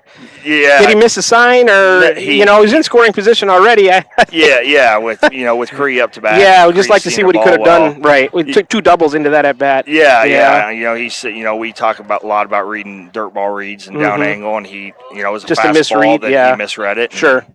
That one hurt. I know, everybody, no blame, but he feels as bad as anybody. But that one hurt at that point in the game, so we got to mention it. Yeah, absolutely. Then the other thing was, and maybe Eli can jump in here on this one, just a couple hits short with runners in scoring position. We talked about that Creek Kite one, maybe a couple other situations in the game where those are so big. I mean, they're just so valuable. When you guys got runners in scoring position, and that, especially with 2 outs, right, that magnifies it even more. Just seeing a couple of more of those, maybe you would have found yourself on the other end of this one tonight.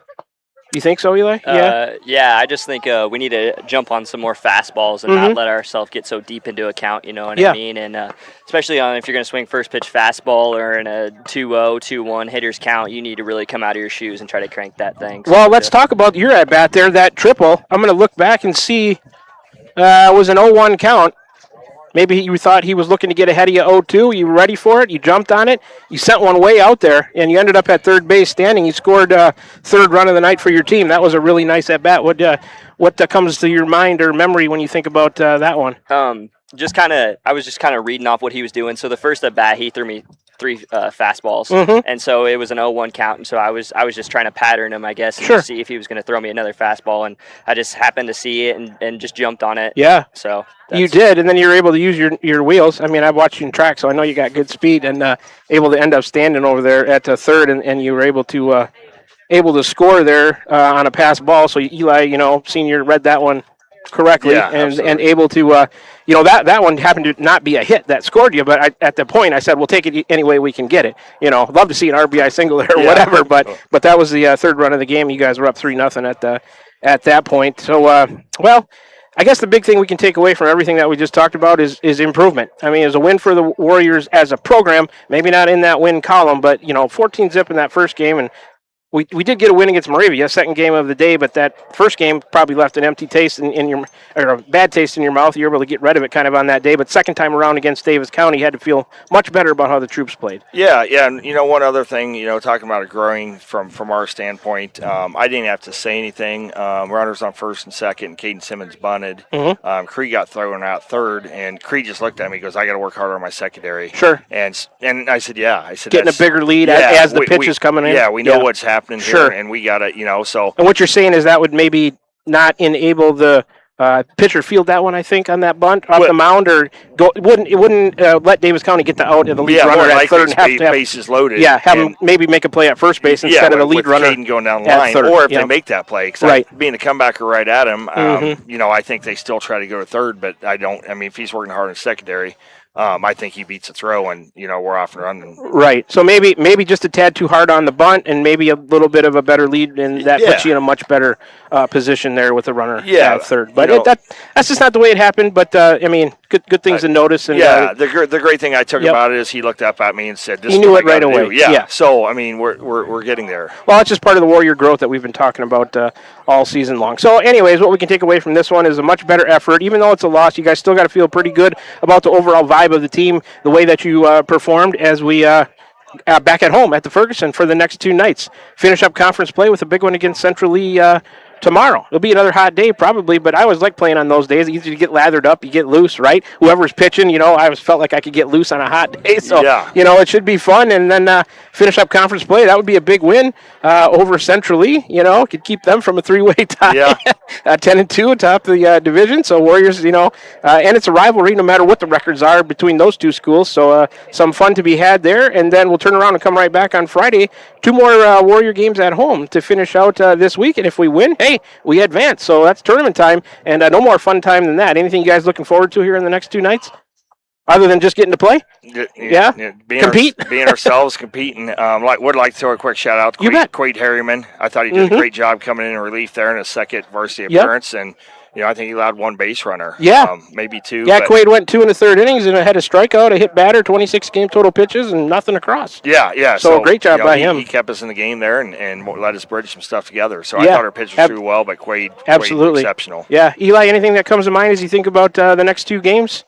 Winding down the regular season in your senior year, and hopefully Warriors can make a tournament run. So I'm not going to say winding down the season because I'd like to see you guys go a ways. But anything comes to mind, these probably be your last 2 games at the Ferguson. I don't think we'll get another home game, but you get to finish it out with 2. So that's got to be pretty exciting for you and the senior group. Yeah, I'm just ready to, finish it out and see if we can make a run for it. So. All right. Well, not sure where. I'm not going to put any pressure on Coach. I don't know where we'll be seeing you tomorrow. I know you'll be in the lineup, maybe on the mound, maybe back out there in your customary center field place, making some nice catches, and we'll look for some more hits from you tomorrow against Central Lee.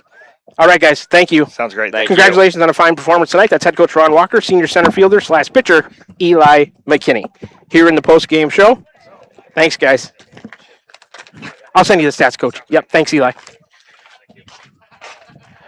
All right, AJ. Always enjoy those interviews with the coach and his players. think I wrapped up the scoring summary, so we're good on ads. Let's just do one more 60. I'll get my thoughts organized. We'll come back here and put the finishing touches on this one. Warriors lose it tonight on a walk-off by Davis County, 4-3 from the Mustang Sports Complex here in Bloomfield, Iowa. Come on back for the finish of this one. You're tuned into Warrior Baseball right here on the Atomo Radio Group YouTube Sports Channel.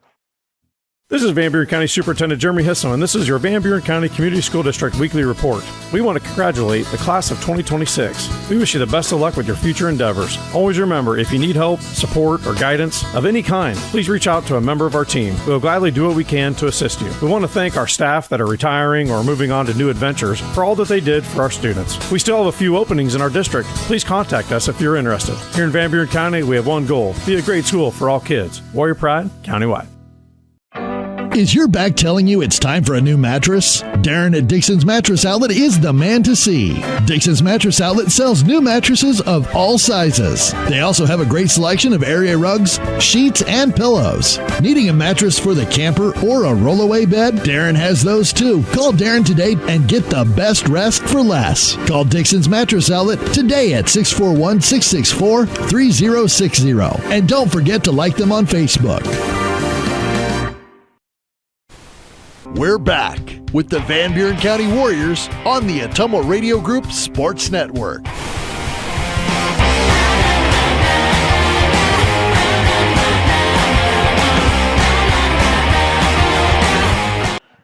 Alrighty, back with you here. The Atomo Radio broadcast booth from the Mustang Sports Complex, getting ready to put the finishing touches on this one. The Warriors lose to the Davis County Mustangs tonight.